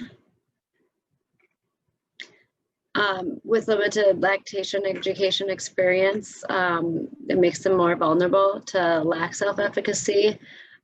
Trusting a long-standing cultural tradition or the experience of their peers makes more sense than trusting their body's abilities to produce milk. assist in instilling that, like, I can do it attitude to the moms, and just really supporting them throughout their journey. It's very important, and it empowers them. I oftentimes will tell them, oh, you got this, you're doing great. You know, it's wonderful to receive that. Like, I mean, in my past, like, I've had 3 children and I've breastfed all of them. And I just remember with my first one, I really had some barriers in the beginning. And it was like, I just kind of was like, well, I don't really know how to do this, and this hold isn't working. And I didn't feel encouraged. I didn't feel like supported by the staff at that time. And then, you know, when I got home, I eventually figured it out. Unfortunately, I had to have a really supportive significant other who was able to stand by me throughout that. But I can look back and just think how different it was when I had the supportive staff with my second and third child versus the first. So, you know, because it kind of like, you know, I just remember feeling that internally, like, oh, I'm not doing it right, I don't get it, you know, that type of thing. So practicing compassion, mother-centered counseling, active listening, adapting to the cultural beliefs, not dismissing them. Some of the cultural beliefs may go against breastfeeding best practices, but so it's important to not dismiss those cultural beliefs, which is not effective. So that compromise where we, you know, what I was saying before, we educate and we sit down and we really give it time and not try to rush through the education and spend that extra time with them. Create support groups within the communities, create culturally sensitive postpartum resources. That is very important. I know that lacks kind of across the board. Refer mothers to lactation, breastfeeding support groups at discharge, and from both the hospital and having lactation support within the NICUs. Accessing perinatal mental health issues, or assessing for perinatal mental health issues. So during the pregnancy, whether or not you're using that scale or, you know, just getting kind of a good history on the patient so that you're able to help meet their needs and provide such resources. Providing mothers with breastfeeding education and information during their pregnancy. And then promoting better self-care. I think the self-care piece is very important. I always talk with mothers about their own self-care, because that also, you know, I didn't mention it before, but that also increases self-efficacy, and it helps in, you know, either decreasing some of those mental health symptoms if a person has mental health issues such as depression, anxiety, that just getting in that sleep and getting in that support and being able to, like, you know, eat well and do the things that are meaningful to them, all of those good self-cares and allowing yourself to have personal timeouts and such, that it improves self-efficacy. It helps decrease some of those mental health symptoms if there is mental health disorders there, and also can help in preventing more mental health issues. I have some testimonials here from patients and people in. I've been involved in through Facebook. There is it's like a Minnesota breastfeeding support group. It was amazing for me as a mom, and where people are helping each other, like in need of breast milk. There's donors in there, and just people giving each other tips and support for breastfeeding. A great group, a great way to get support. It's a closed group, so you have to, you know, you don't have to worry. You have to be let into the group. So I sometimes will mention that to some of my patients if they're wanting some social media type support. I guess I wouldn't call it social media, but through social media. So some of these testimonials came from some people there. I had asked if anyone wanted to share anonymously, and so I put these on here. I thought it was interesting. Breastfeeding as a survivor of childhood, emotional, physical, and sexual abuse is one of the hardest, but simultaneously one of the most rewarding things I've ever done. Because, and I wrote below that many survivors of childhood abuse do develop mental health problems, which can negatively impact breastfeeding. I do hear that, I see that even with childbirth and with the breastfeeding, you know, if someone's been victim of sexual abuse and or physical abuse, it definitely does play a huge role in their breastfeeding and their childbirth experience. Not being able to breastfeed my first baby was very difficult on my mental health and contributed to my postpartum depression and didn't allow for me to bond as closely with baby. I can see this more now than I have been able to I can see this more now that I have been able to breastfeed my other children. Excuse me.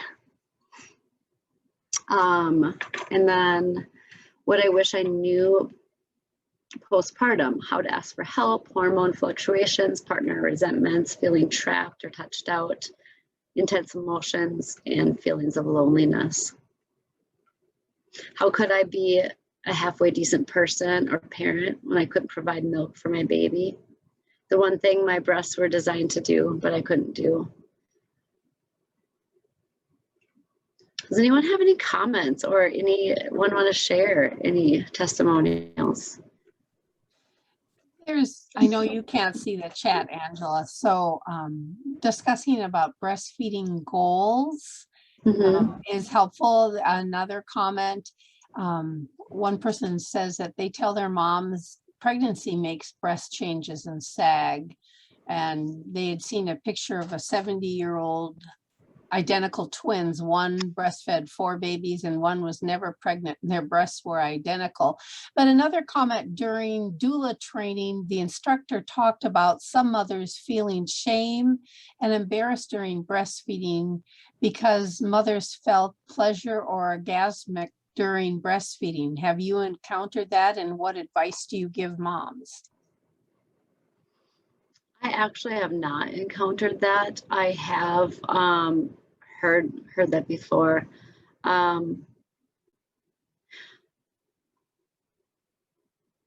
know, part of that, like, I would explore part of that. I do know that sometimes mothers have experienced that when they've been sexually abused. So I guess I would explore that as a mental health provider. I think it's great. It's really important when we encounter some of that stuff to explore that and ask maybe a couple more questions, and refer to like a psychotherapist to kind of help with some of that, especially if there's negative, emotions and it's impacting their breastfeeding or their mental health. Or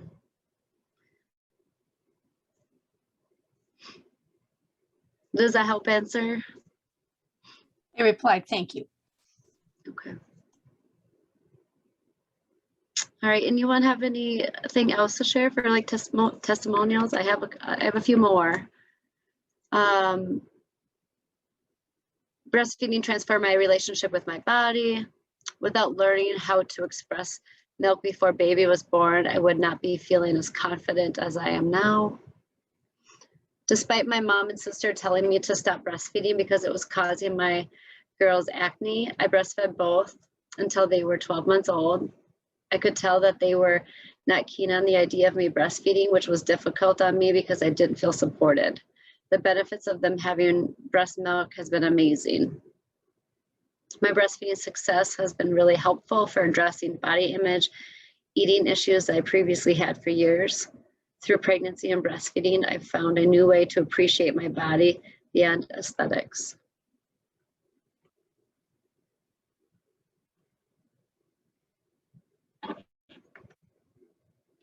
Oops. I put on some resources here. some books, Self-Efficacy and some positive breastfeeding books. Oh, I forgot to put Cindy Lee's information, but I put that earlier on in the slides. And then some podcasts. There's tons of podcasts, honestly. There's a lot of podcasts out there. And then social media, you know, there's lots of different types of breastfeeding, lactation type support groups, whether it's through Facebook or it's through other social media means. Does anyone else have any to contribute? Any other resources?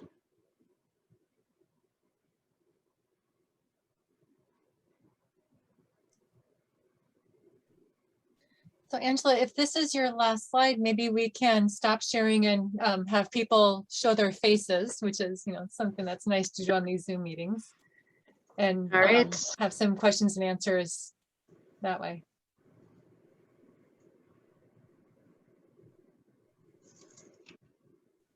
Good.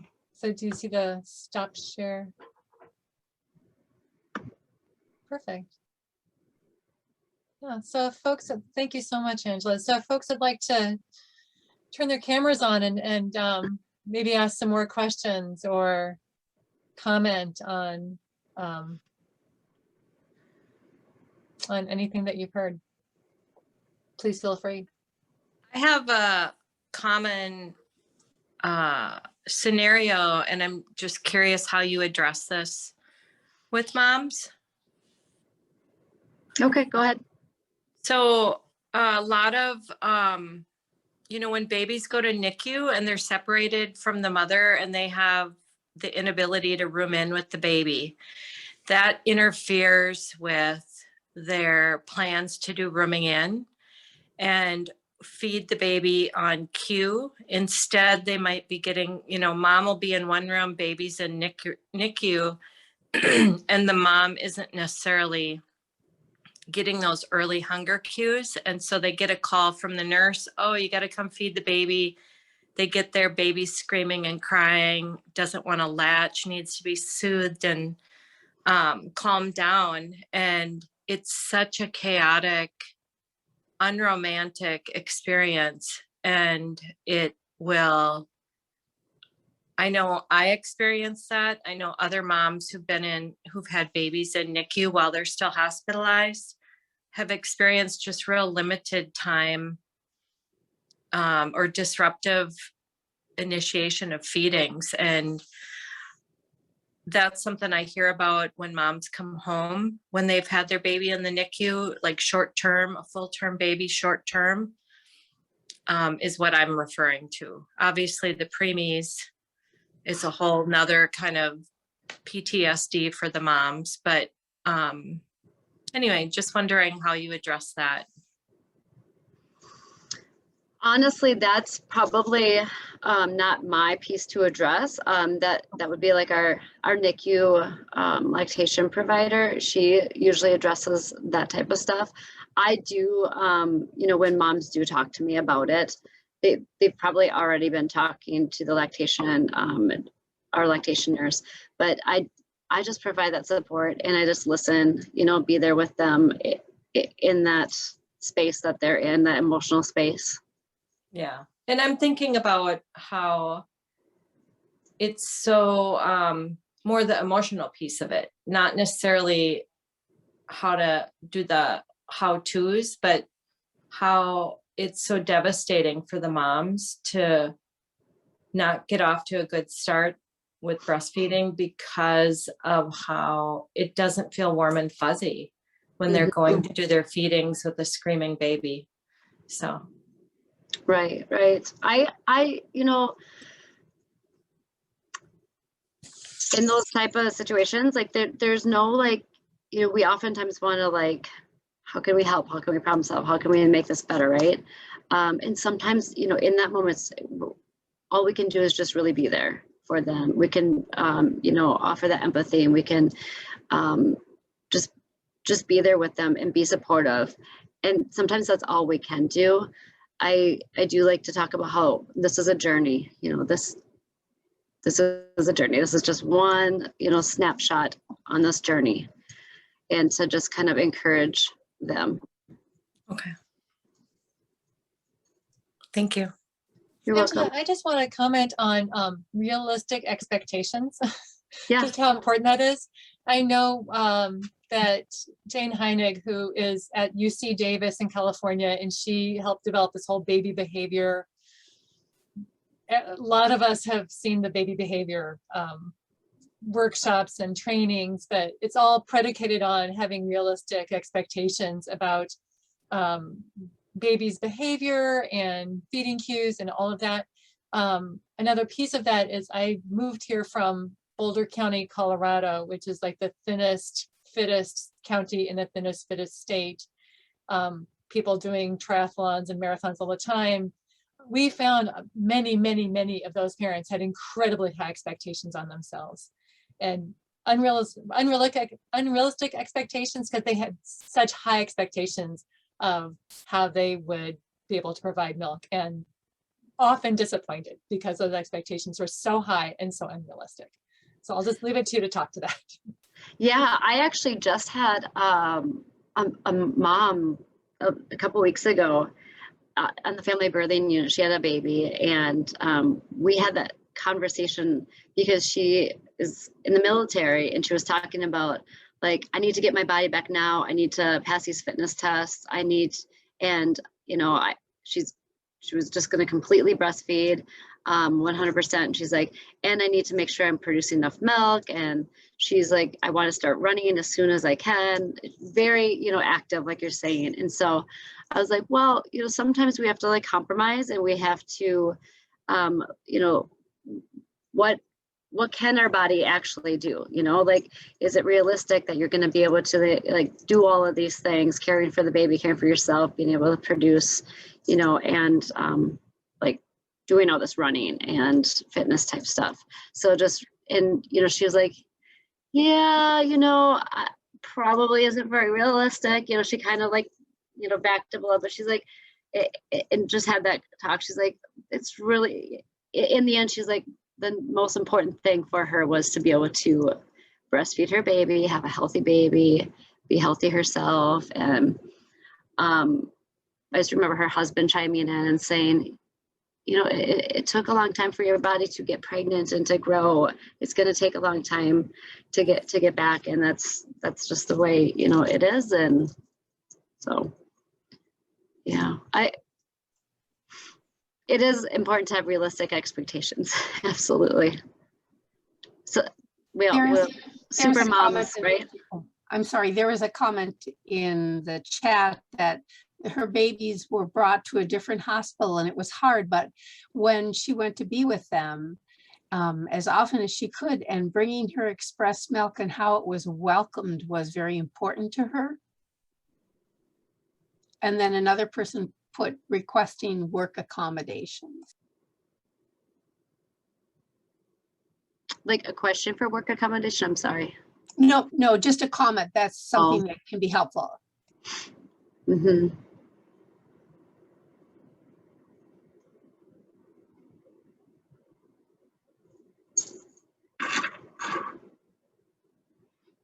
Does anyone have any questions for me?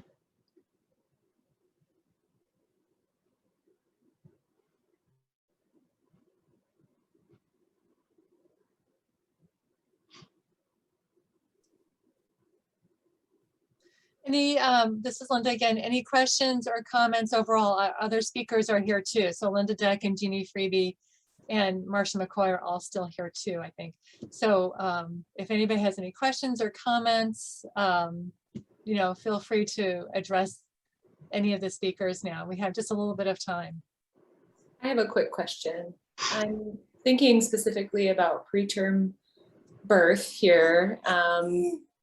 And those NICU parents, and wondering, prenatally speaking, for those of you that work on the prenatal side or are obstetric or midwives, when breast and chest feeding are being introduced as a topic for education, when that support is being offered prenatally.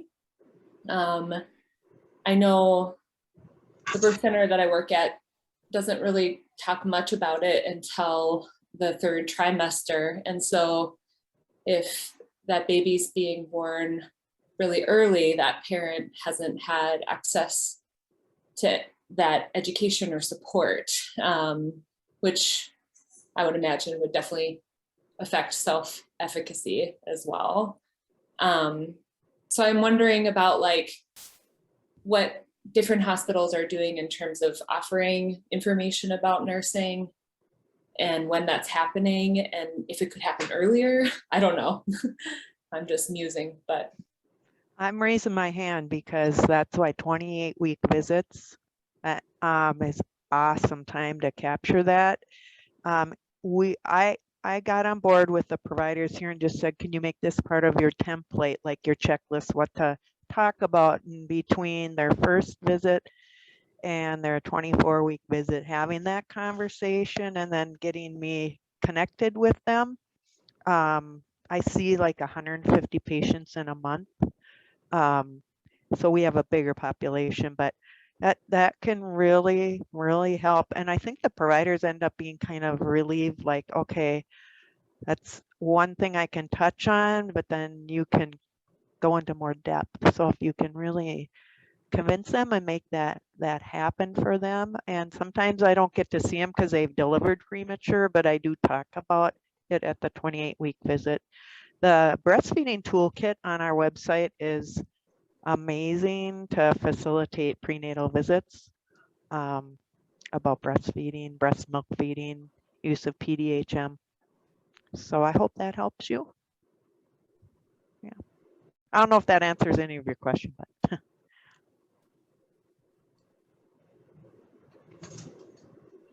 Yeah, I have a question about the express breast milk. Okay, so I know that, you know, say like in the video, you know, some of the moms had expressed some breast milk and they kept it. Then when they had the baby and the baby needed to supplement, they gave the baby that expressed breast milk. Does it have any effect on the milk supply if when you first have your baby and you have all this expressed breast milk and you're giving them that instead of your breasts? What does that do when it comes to the supply?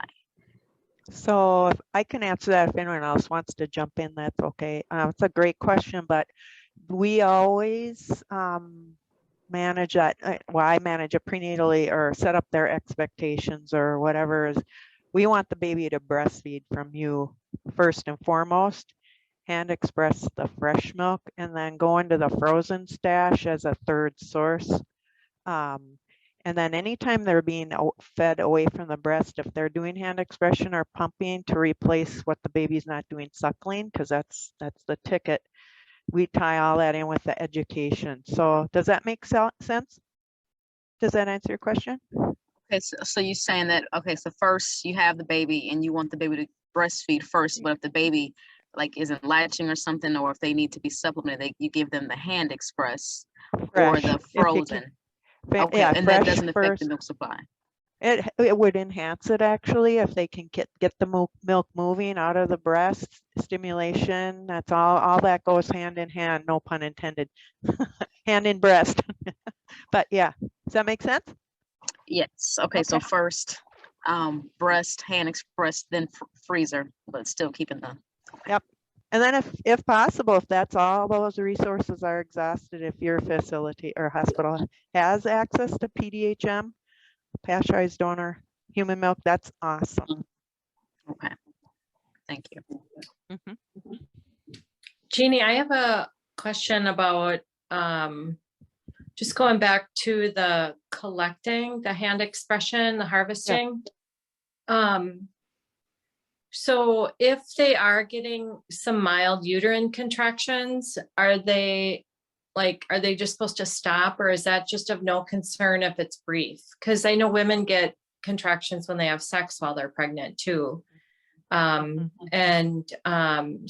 how do we address that when we're encouraging somebody if they're scared that that's forcing them into preterm labor?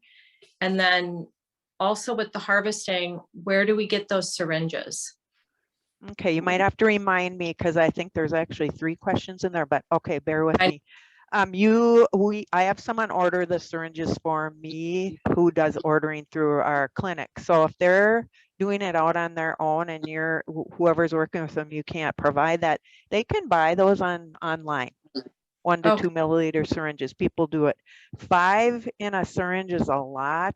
And if you're getting 1 ml in this big syringe, you look at that and go, oh man, that isn't so awesome. So smaller ones are just more practical. Okay. Secondly, we don't have people start this till they are 37 weeks, so then they're not in the preterm risk. And we tell them, yeah, it's really important not to do this sooner if you have a history of preterm labor, those other things. But anyway, anybody 37 weeks, wait until then. I had one mom, I met with her, it was our appointment for that. And she's like, well, I'm not going to start this till next week because I don't have anything ready yet. And I don't want this to cause labor. And it really probably, there's a more research saying 5 minutes of breast a couple times a day or whatever isn't really probably going to kick them into labor. But she's like, she needed 1 more week in case it started her to have labor. So I said, that's okay. That's okay. Then wait. Am I answering your question? Yeah, so I have somebody who's scheduled to have a C-section in 2 weeks.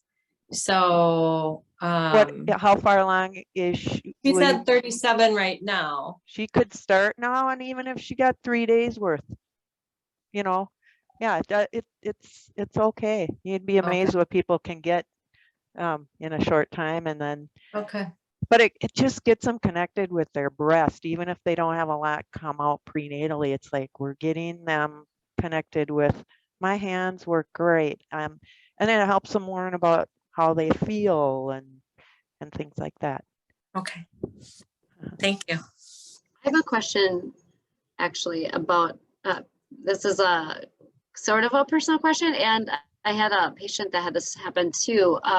You know, how you can get milk ducts elsewhere, like under the armpits and such, because you have them. And when colostrum starts coming out of other places than the breast, do you just leave it?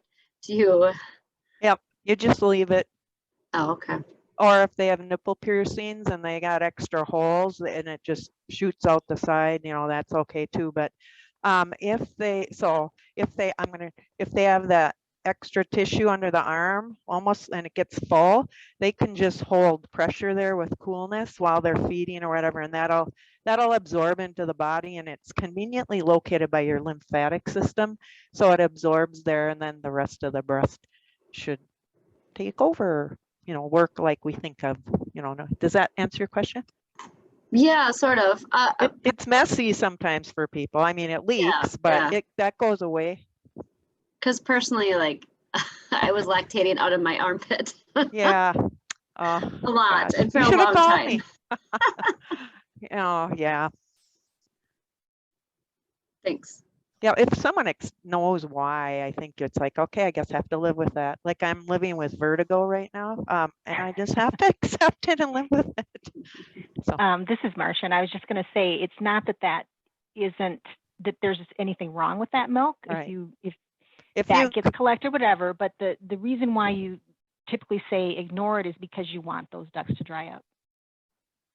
Because typically they don't really want to be. But there's some famous historical pictures of infants or small children nursing on a leg. Yeah. You know, with somebody that had an axillary nipple on their leg. So there's all kinds of possibilities. Yeah. Thanks for adding that, Marcia. That's right. So we have 4 minutes left. So we have time for a couple more questions or a couple more comments. This is a really nice discussion. So anybody else who something's really bubbled up for them that they want to talk about? Oh, I'm sorry, I have one more question. So will you still have colostrum after birth if you hand express prenatally? Okay, my phone rang, sorry. What, could you say that again? Oh, it's okay. I said, will you still have colostrum after birth if you hand express prenatally? Yep, you don't tap out your resources, you're adding to your resources. And, you know, another thing I thought of with what your comment was before is, you know, just that fresh milk is optimal and best in getting that and using that first, because when you do freeze any kind of milk, you do lose a little bit of the quality. So, but it's still way, way, way, way better than formula. So, yeah. Okay. Okay.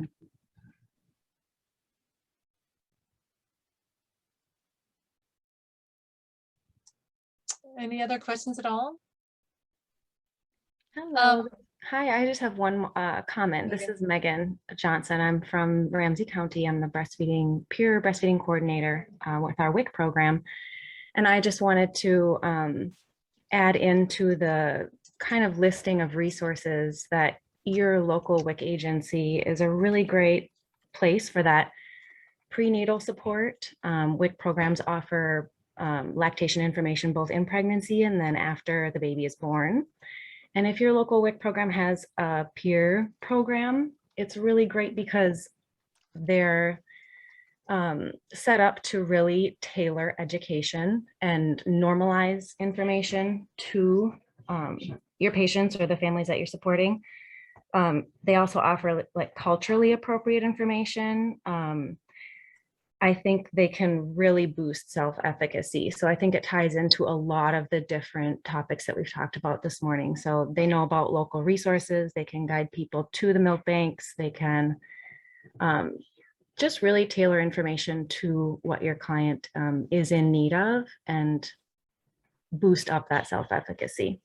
Just wanted to put a plug in for those peers out there, and they're learning all the time. A lot of peers are participating in this workshop, and they are getting really good up-to-date information about the community. So, and Megan, I love that you say normalize. We really need to work on normalizing breastfeeding as how you feed your baby, or breast milk feeding.